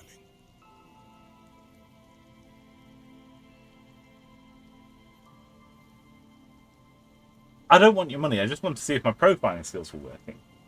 Of course, Detective. I wouldn't have assumed anything else. Matter of fact. He looks up again, a playful hint shining in his eyes. I don't know if you're familiar with this, but the Vespertine Department of Justice has published a rather interesting paper on the criminal profiling in former socialist states. Have you read it? If not, then you definitely should. If not for tips and tricks, then just for theoretical curiosity. Anyway, that's just a little something that sprang to mind. You were saying? Jeez Louise. Forget it. They don't sell those kind of books at crime, romance, and biographies of famous people. Great, thank you for the interesting information. No, thanks to you for having me and little Mikhail here to pick your brain. A very interesting conversation indeed. Well, thank you, Trant Heidelstein. That was a really interesting conversation. Hey, do you want to see my cool gun? What's this? Ooh, money. What's this? Another power box. It charges nothing now. It's empty. Ooh! Money. The fence blocks the path. No way from here. Ooh! Nose fed. Okay, oh, we're full of thoughts. We can't have any more thoughts.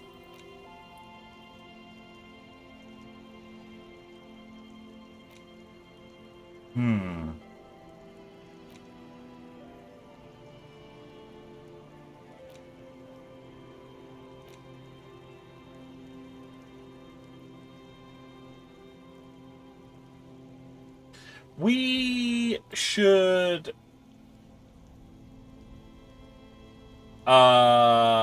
unlearn something. I want to learn about the Wompty Dumpty Dom Center. -1 to suggestion outsider. It's Wednesday evening. Something heinously exciting is underway. People have gathered beneath the billowing roof of an oddly shaped trophy building, sipping wine and exchanging opinions. 29-year-old Wunder twins Guy and Keith Joost are the stars of the show, with their bomber jackets and white sneakers, head curators of this art exhibition. It's the Wompty Dommiest event of the year, and all the cool kids have RSVP'd. Where are you if you're not there? Someone says, lol, Harry's brain was structured after the real Harry's brain at all. I can't fit anything else in.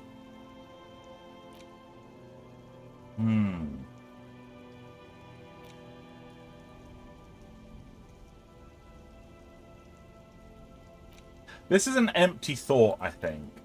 The homosexual underground. I don't think it applies to anything else. We've just stopped obsessing about sexuality, which I guess could be useful.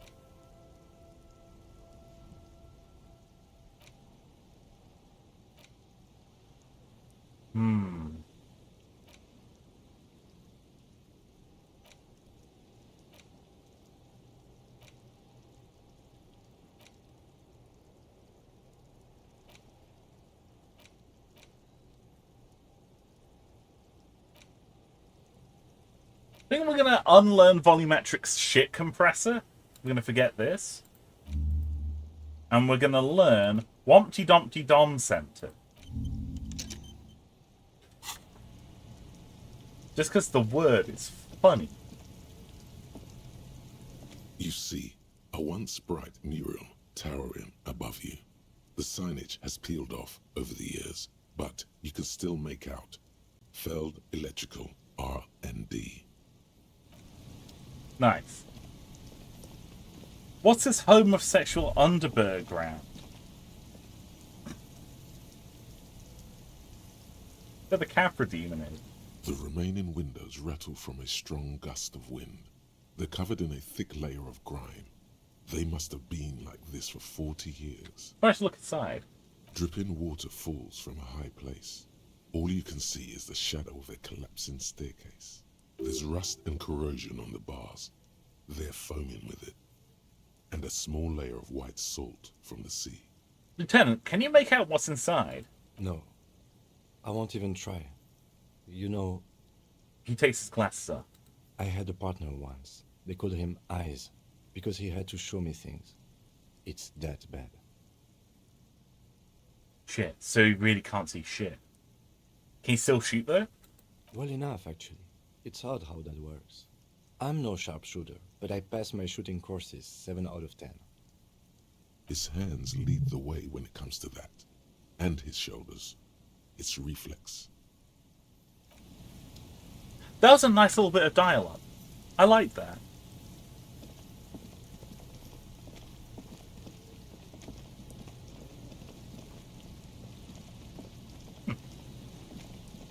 Okay.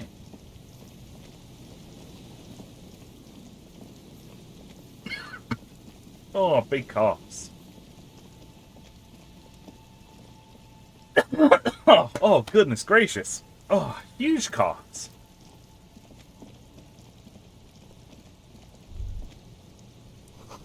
You feel the shadow of a very large building fall on.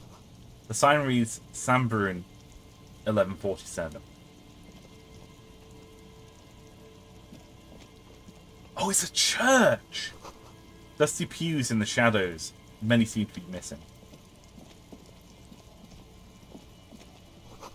An altar shrouded in dark, or something like it. It's too dark to tell.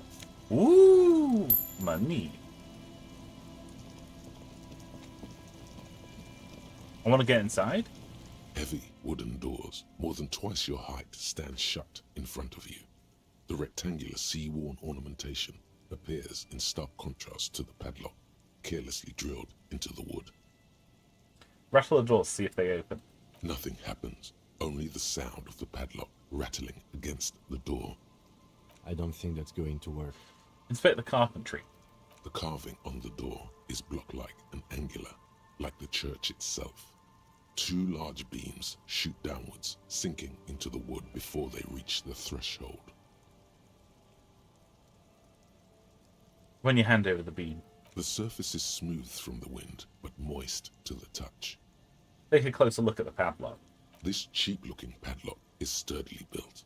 It shackles together a hasp and a staple screwed into the wooden door. The lock, it'll be easier to break the staple than the lock. Also, that sticker is interesting, somehow. Take a look at the sticker. You see a yellow circle with 2 X's and a big curve below them that looks like a mouth. You're pretty sure you haven't seen it before, but what the symbol depicts is clear enough. A smiling dead guy. The curve makes it smile, and the X's make it dead. Have you seen the symbol before? He takes off his glasses and uses a blue handkerchief to thoroughly wipe them clean before inspecting the sticker. Then he looks up, pauses, and replies, "No."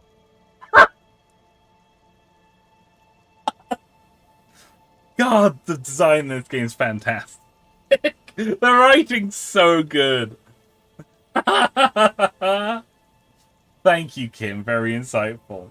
What does it look like to you? Looks like a dead man smiling. Suggests junior delinquency. Okay, what is junior delinquency? For Revachol ZOC, the moral intern defined junior delinquents as minors between the ages of 10 and 16 who have committed an act in violation of the law. These acts aren't called crimes as they would be for adults. Crimes committed by minors are called delinquent acts. This was part of your officer's exams. He puts the handkerchief in his coat pocket. What is suggestive of junior delinquency here? I haven't seen that sticker before, and I'm not a youth. Ah. Thus, it must be made by youths. Inspect the staple. The padlock passes through a staple that's been hastily attached to the wood. Closer inspection reveals that one of the screws is not a screw at all, but a nail. The work has been done recently and is unprofessional, to say the least. Should you want to get through, it might be easier to just pry the whole thing off. To the lieutenant, this is where Mr. Prybar comes in handy. Maybe we should circle the building first and look for another way. The building has seen enough mistreatment. Should we start with that kick drum coming from the ice? I heard that sound before. Yes, the pulsing bass. A sure sign of junior delinquency, somewhere east of here. There's something on the sea ice there. Ah. I'll try and take the sticker. There's nothing like the sound of a sticker unpeeling. Now it's stuck to your thumb.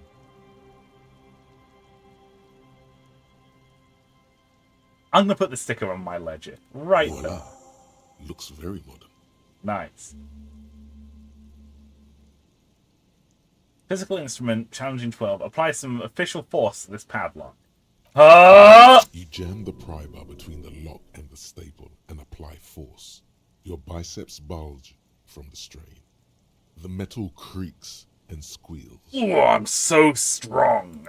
The pathetic old wood, rusty screws, and one nail stand no chance against the forces of leverage. From deep within, a bellow rips. Suddenly, the pry bar snaps. Metal shavings fly everywhere. The upper half, between the lock and the staple, falls to the ground with a thunk. Oh. Wait, this is Kim's pry bar. I've broken Kim's pry bar. How? What's this church made of? Look at the broken tool in your hand. The broken edge of the snapped pry bar is smooth. Took the tip right off. Hey, Demon Soul, welcome back. Someone says, yeah, let's investigate for another way in. Breaks the door anyway. Look, I'm the human can opener, okay? I'm going to get in there. How the fuck's that even possible? Tools break, officer. Try to control yourself. For example, see how calm I am, although you broke my favorite pry bar. Oh, no!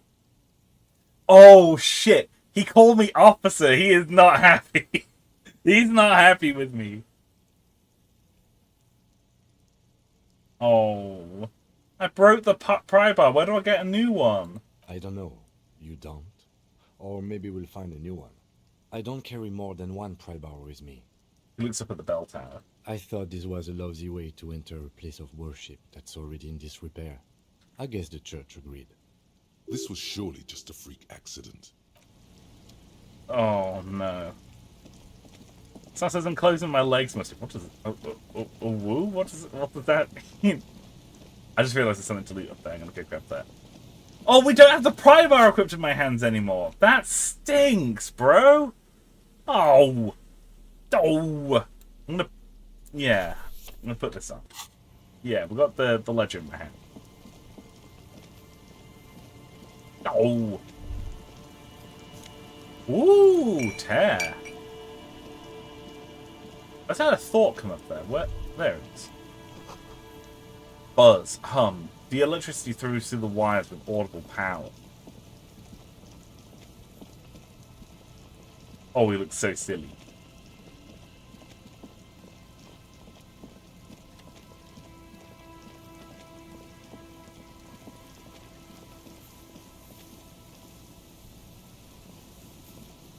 Oh, can we not go around this way?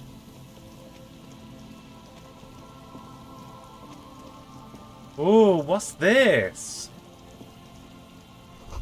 The rusty gears used to turn the whole machine. The building before you housed the engine. Must have been a big one. The chains trail off into the ocean to who knows where. An old door, worn by elements, guards the depot. The wind has blown a sand dune in front of it. The door hasn't been opened in a long while. You see a handle. What's this thing anyway? It's military. A service depot of some sort. Used to service what? The washerwoman mentioned a depot up the coast. She said it was for moving ammo and cargo across the bay.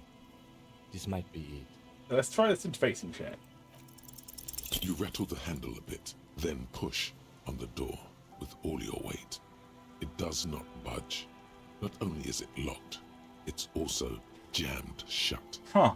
The door's shut tight. How do we get in there? We don't get in there. What do you mean?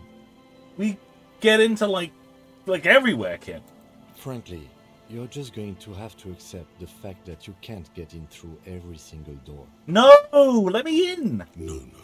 We've gotten into every door thus far. That's what we do. We open doors. We're cops. That's our perk. Even Evrart knew that's a part of our MO. But that's who I am. It's who we are. Yeah, I understand you. I like opening doors as much as the next guy. But this one is simply beyond repair, and we don't have the resources needed to open it. Relax. No one's hiding in there. If we can't open it, others can't either. And thus they can't get in. Oh. No. This barrel's been recently discarded. It smells of fuel oil. Boo! Boo, I say! Ooh, white polo shirt. +1 to rhetoric, -1 to empathy. Got a lot of clothes. This shirt looks worn and smells a bit. You can't help but wonder, who would leave it stuffed in a tear container? What kind of man would even wear a polo shirt? This might be one of life's mysteries that will never be solved. Rhetoric, what's polo anyway? Empathy -1. No, really, what the hell is polo? Unbelievable.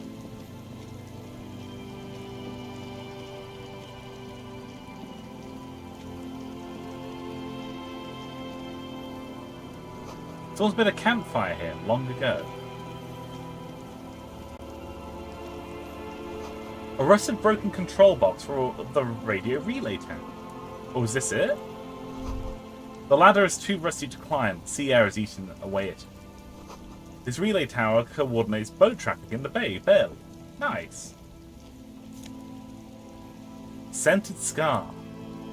+1 shivers, -2 to physical instrument. This light springtime scarf smells like men's cologne mixed with cheap laundry detergent. Someone must have left it behind, probably from a date. Wear it if you want to delude yourself that spring has arrived. It's a beautiful time. So many negative stats, though. Tiny inlets there, off in the distance. Sorry, tiny inlets there, off in the distance where the post trail has ended. Right.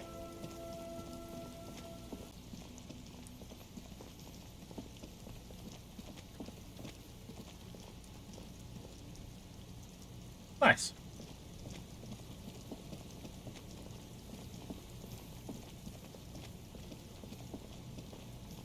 So how do we get around the church? Have I made a wrong turn? I'm guessing I made a wrong turn.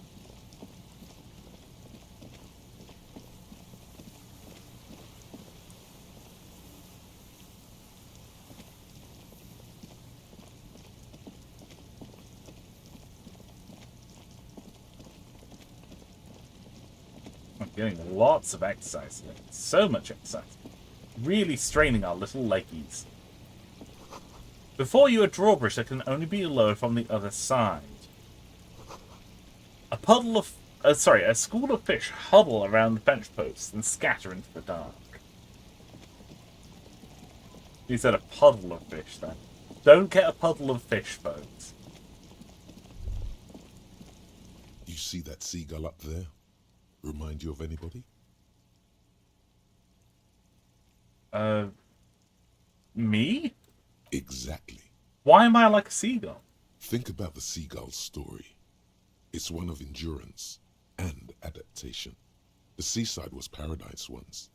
They were birds of that paradise. Then their paradise became shit city. And what did they do? They became urban survivors.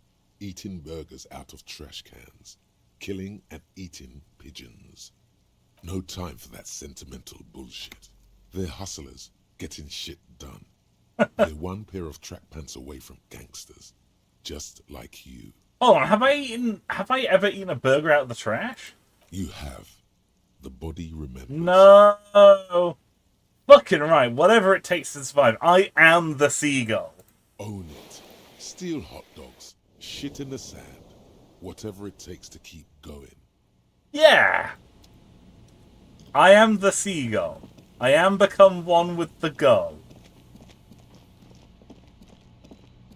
Shit in the sand, everyone. What's this? It's taking a lot of patience. There's a little girl here. Now, for no reason whatsoever, for no reason at all, we're going to put on the bum hat. Okay? For no reason at all, we're going to put on the... Oh my god, we look so silly. Damn cold outside. A shaggy-looking girl in her late teens or early 20s kneels on the ice with an electronic contraption in her hand. Hearing you approach, she looks up. Oh, hello there. It's cold out here, but she's not wearing a hat. She must be freezing. Everyone knows drugs make you invulnerable to cold. You bet this one likes to party. Dear child, it's freezing. Where's your hat? Huh? I said you should have a hat on. So should you. I do. You don't have to do anything. I should and I do. Oh, I didn't notice that. It's nice. You should wear one too if you plan on staying outside like this, in this sort of weather. Yeah, well... Look, man, fuck the hat. Your pulse rises. It's going to be hard. That's going to be a hard authority check. I don't think we're going to pass this, you know. I don't think we're going to pass this. But I'm going to try. Lots of feeling. Feel it up. Way up. Oh my god. Fuck the hat. Is that what you just said to me? I can't believe you told me to fuck the hat. You're saying it really loud, but it's not coming out right. Maybe add more indignation. So I should just take this hat that I'm wearing and fuck it, right? Point at the hat on your head where the hat is located. Engage in sexual intercourse with a hat right here in front of you because you told me to. On the sea ice. More. Right here on the sea ice. More. Give me a little ice cop hat fuck show. I didn't mean to. I'm sorry. The girl is visibly shaken. The lieutenant is watching the scene unfold before his eyes, unsure how to react. Is that how you see me? The girl looks down, slowly curling into a ball. Start crying. The young woman has kept her eyes trained on her wires, waiting for the sorry spectacle to end. But it's gone awful quiet up there. Then the sound of sobbing. Looking up, she sees a grown man on the wrong side of 40, his face bloated from alcohol and God knows what else. Not so quietly, crying. This isn't really about the hat, is it? No. You know, you're not the only one with issues. I self-medicate. Shit. Life's a horror, you know? Crying helps, though. Get it out your system. And then maybe we can talk, okay? I'll be here. Hey, Kim. Having looked away during the final phase to get a little episode, the lieutenant now addresses you. Do you want to talk about what just happened? Someone says, why do we care about if this child respects us? I wanted to regain authority. Right here on the sea ice. That's probably a good idea. Normally, I'm opposed to discussing one's feelings, especially on duty. But I think this is an exceptional case. So, what do you think happened? 'Tis possible thou couldst persuade the lieutenant 'twas all a part of thy unorthodox method. But can thou persuade thyself? I'm going to try and convince him that I didn't just have a meltdown now. Ah! Believeth in thyself, my liege. 'Twas all a clever ruse. Don't worry, Kim. It was all a ruse. Wink! Yes, a clever ruse. I see. You don't. You don't. But you will. Even so, in the future, could you please refrain from emoting too much on duty? The quasi-legal status of the RCM means we need to project strength twice as consistently as any other police force in the world. Weakness is strength. Not when projecting strength. Then it's just weakness. That sounds like macho bullshit to me, man. That may be so, but such is Revachol, and this is what is expected of us in Revachol. Glad to hear it was minor. Can you go on?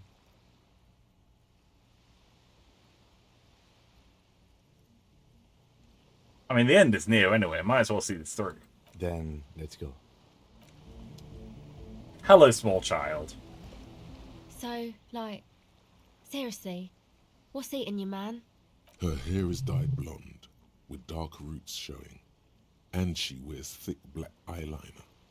Most men wouldn't call her pretty. There is a manliness to her, a coarseness. Yeah, can we talk for a minute?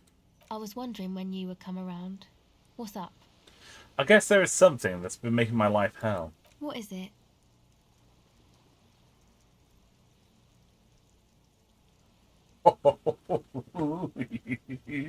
Shit. I think it's the plight of the working class. Everyone's just mooching off the entrepreneurial class, shackling the doers.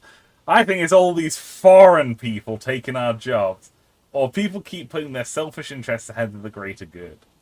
Yeah. Let's go with... I'm going to roll a dice for this one. I'm going to roll a dice. I'm going to roll a D4. D4, my beloved. Where are you? I need your triangular self. There we go. Alright, let's roll. Ha! Oh no, we're blaming the foreigners! No! I don't want to blame the foreigners! I think it's all these foreigners taking our jobs, man. Oh, really? Yeah, I can tell this was once a once proud nation. Now all this internationalist bullshit has brought Revachol to its knees. So the thing that's got you crying in front of strangers is national pride?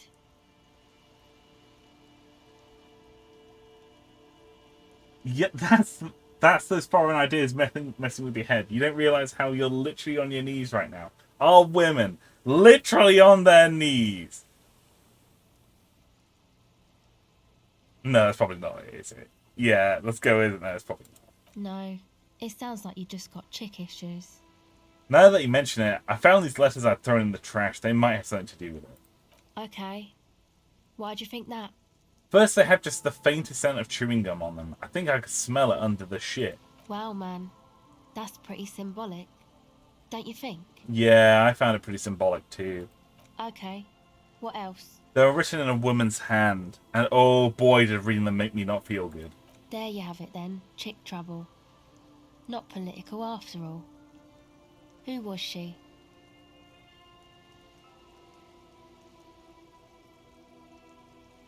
No idea, haven't seen her, definitely haven't called her. I don't remember a single thing about her.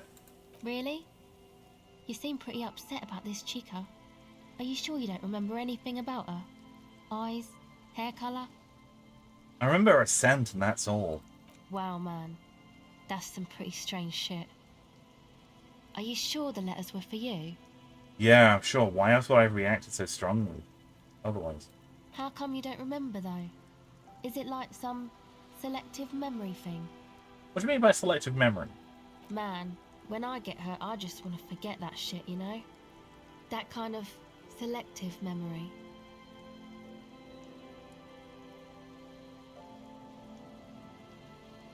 Why is there no Skibbity Toilet movies real option? I'm still flabbergasted that that's a thing that's being made. Coming over, it says, first xenophobia, now saying our women. What's next?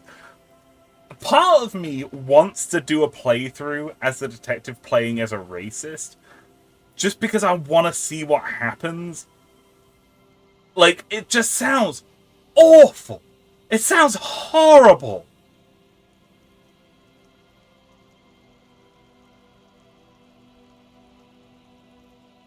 Absolutely atrocious. I think it might have more to do with me getting so unbelievably drunk that I completely erase all memory of this world. Yeah, or it might be that. This one time I did so much booze that I forgot too. Uh-huh. It's obvious she's done more than booze. Uh-huh. Or it might just be some psych bullshit, you know? Königstein wank. Okay, what's this Königstein wank? You know, the psych thing they've got going on there.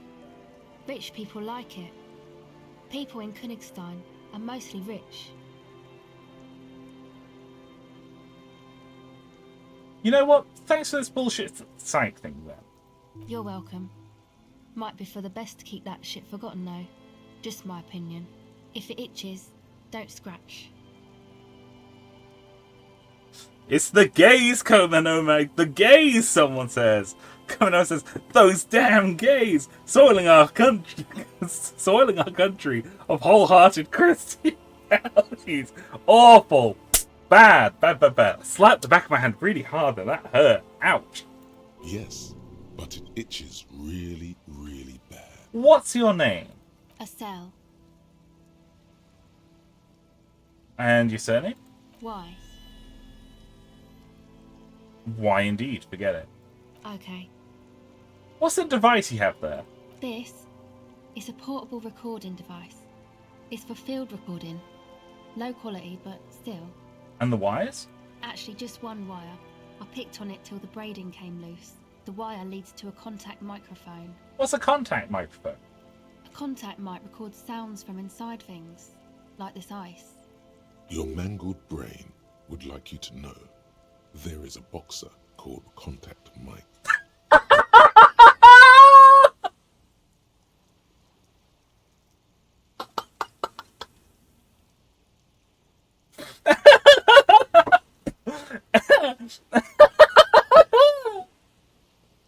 Yeah, any news about my wife's name? How about my mother? No. Brilliant, thanks, Encyclopedia. You're welcome. Does this have anything to do with Contact Mike? Yeah, I record stuff with it. No, I meant like the boxer, Contact Mike. No. This is a contact microphone. It's for recording inside solid objects. Contact mic just beats people up. That's not fair. And an understatement. You know, Contact Mike doesn't just beat people up. Contact Mike is a role model. Yes, you heard it right. You should try to be more like Contact Mike, a successful athlete and an inspirational figure who has overcome social, physical, and mental obstacles. Man, you are one weird cop. This isn't about me. This is about your lack of respect for what a boxing's great, and for yourself. What is it with you and this mic guy? Okay, if it floats your boat, then you contact Mike and not me.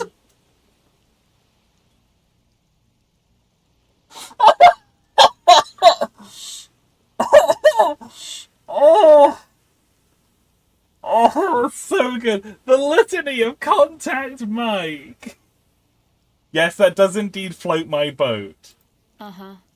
Good on you. How does that thing work? The mic? I don't exactly know. Somehow it doesn't pick up vibrations from the air.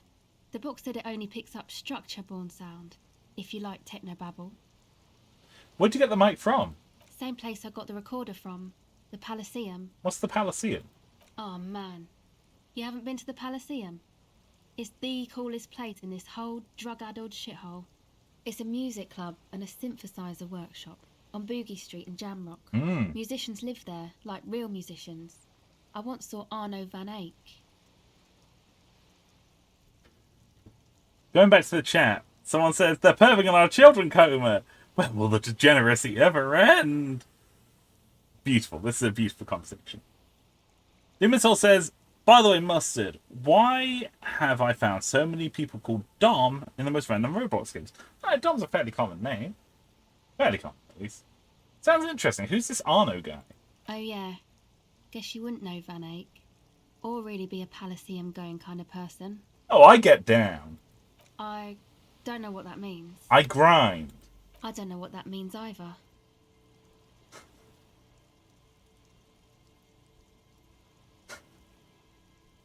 Nor do I, but I have concrete evidence that I rock, in the form of a wrecked tape player in the completely trashed hostel room. That's cool. You're right, time's deserted. Sucks, man. Was there something else? About the contact mic, perhaps? I actually had some non-mic questions for you. Okay. What are you doing out here in the cold? Recording, I guess. What are you recording exactly? I think I'm recording cracks in the ice, but there's no way to tell. Not without headphones. I think I just recorded your footsteps too. Not sure how that will sound. Probably pretty good. What happened to the old headphones? What happened to the headphones? My boyfriend sold them. What for? I don't know, man. Things. Just stuff you need for life. Drugs. A lie. They were probably pawned off for something suspicious. That's a lot of S's. That's a lot. That's extremely sus. And what were these recordings for? The cracks, the footsteps? The musicians in the Palaceum used them for making music. They looped the stuff, cutting the tapes together. They make music out of cracks in the ice and keys jangling. Crazy sounds like that. It's hard to explain.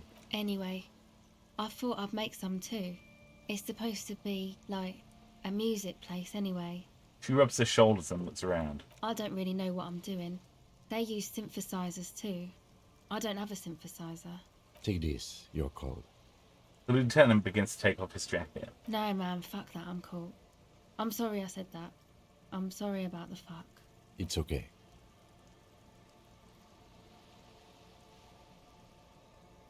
I'm going to give her my hat. Here, you need this more than I do. Thanks. She puts it on. It's a bit large for her. You said it's supposed to be a music place. What is? That? The boys think it could be a place, like the Palaceum or something. Stupid. It's really not going to be a Palaceum, that's for sure. Oh, the church! And who are these boys? The boys? Yeah. Andre and the guys. They're inside, in the tent. And why is that? Why are you freezing out here while the boys are inside? They got too much stuff crammed in there. No room. Stuff like what? Music stuff, mostly.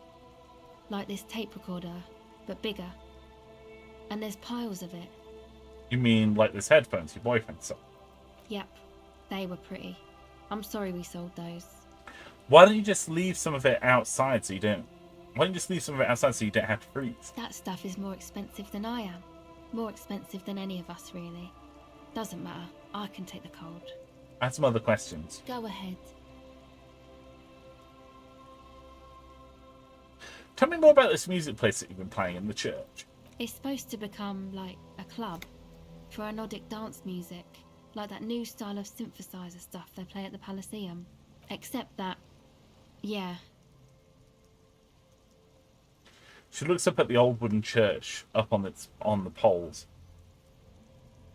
As a mean wind comes bellowing in, the 6-story structure lets out a doleful shriek. The floorboards are twisting, and the shooting beams are slowly cracking, like bones. Far east of the Golden Delta, beyond the industrial port, there is a black patch of unlit coast with the smallest creatures on the ice.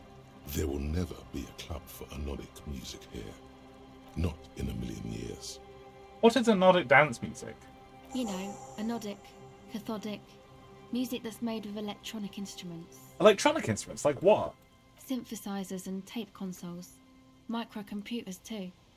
Anything that uses electricity, but isn't guitars. Also found sounds, stuff like that. Okay. You see clear, beautiful, violent flashes of light. Light cutting through a smoke-filled darkness. That is what the future will look like. If it ever comes. So you want to turn the church into a club? I know. It's not my idea. Andre and the boys found the place. It was supposed to be deserted, but now they can't even take it. Hey, don't get me wrong, but you're cops, right? Yeah, why do you ask? Okay, well, maybe you could talk to Andre and the guys. because there are some strange things going on in that church. If you're police, you should look into it, right? I'll talk to him. They're inside that thing there. Would be cool if you did. Was there something else?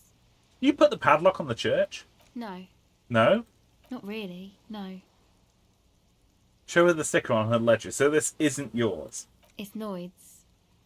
Wait, is this Noid a friend of yours? Yeah, I guess you could say that. Why did this Noid person put a padlock on the church door? To keep more weirdos from getting in. Fucking Martinez. I'm sorry. It's got the worst weirdos. If you get around to it, ask Andre about them, he'll tell ya. Should you? Weirdos. Sounds bad somehow. Enough about the church then. I had another question. Go ahead.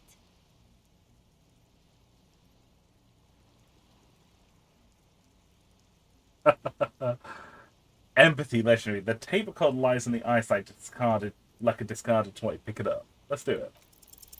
The device Yes! is still warm from her touch and heavy as a brick from the batteries inside. The company logo, Omicron, adorns its yellow plastic cover. Inside, the tape is rolling. The girl looks at the device in your hands. I'm sorry you have to sit here on the ice feeling miserable. At your age, or any age, in this weather, wait for it to get dark. She looks you in the eye, her pupils wide, surrounded by a ridiculous amount of makeup. The people who built this world intended for it to be better for you. But they failed. It's easier to live in their failure with this by your side. Tap on the tape recorder. The wind howls. She remains silent. It's real. Tell her. It is not a childish fantasy. It can be a real weapon against what's coming for you. What is?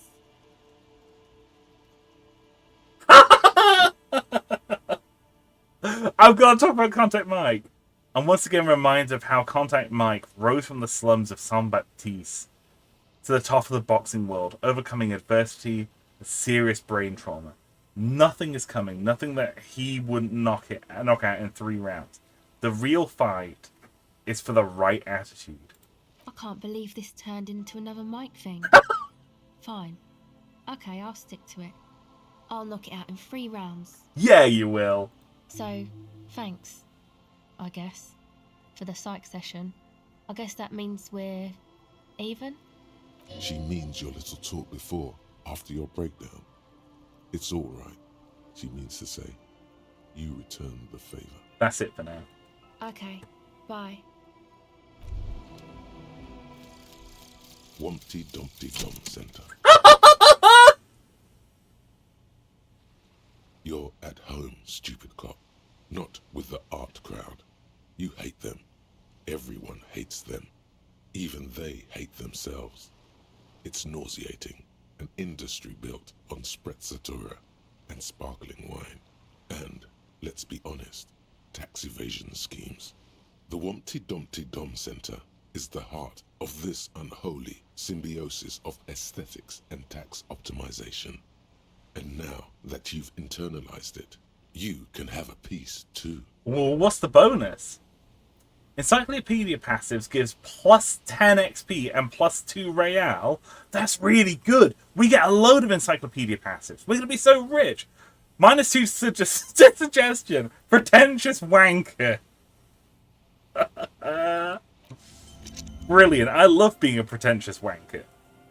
Someone says, I like Cassell. Time to go beat up her fuck-ass boyfriend. So true.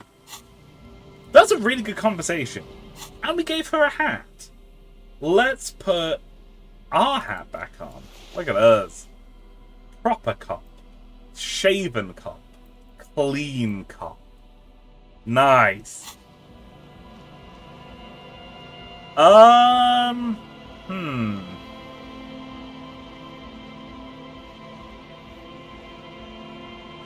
I think we might save here and wrap up for tonight. So we've been streaming now for just over 4 hours. I think now might be the time for me to wrap up, I'm afraid. We will pick up again, not next week. So for those of you who don't know, I'm going to be away next week. I'm on holiday next week. So I'm not gonna be around. But I'll be back again the following week. I will only be around on Tuesday. I have prior commitments on Wednesday. But we should have another stream tomorrow. It's just going to be a casual stream. We're just going to have like a nice light stream. I'm thinking of maybe streaming Elite Dangerous. So I really want to play some more Elite. Maybe we'll do a trip out to a nebula. I was thinking of maybe taking us to the Pleiades and going to see a black hole. I think that could be a really cool thing to go see. Or we could potentially head out to the Orion Nebula. See what's out there. I don't know. Well, we'll see what happens. We'll see what happens. Alright, folks. We're going to wrap up here. Thank you all so much for watching. If indeed you still are. I know you've all got things that you could be doing on a Tuesday, and I am eternally touched that you chose to be here today. Thank you all so much for watching, and we'll see you next time. Alright, folks. See ya. Bye-bye.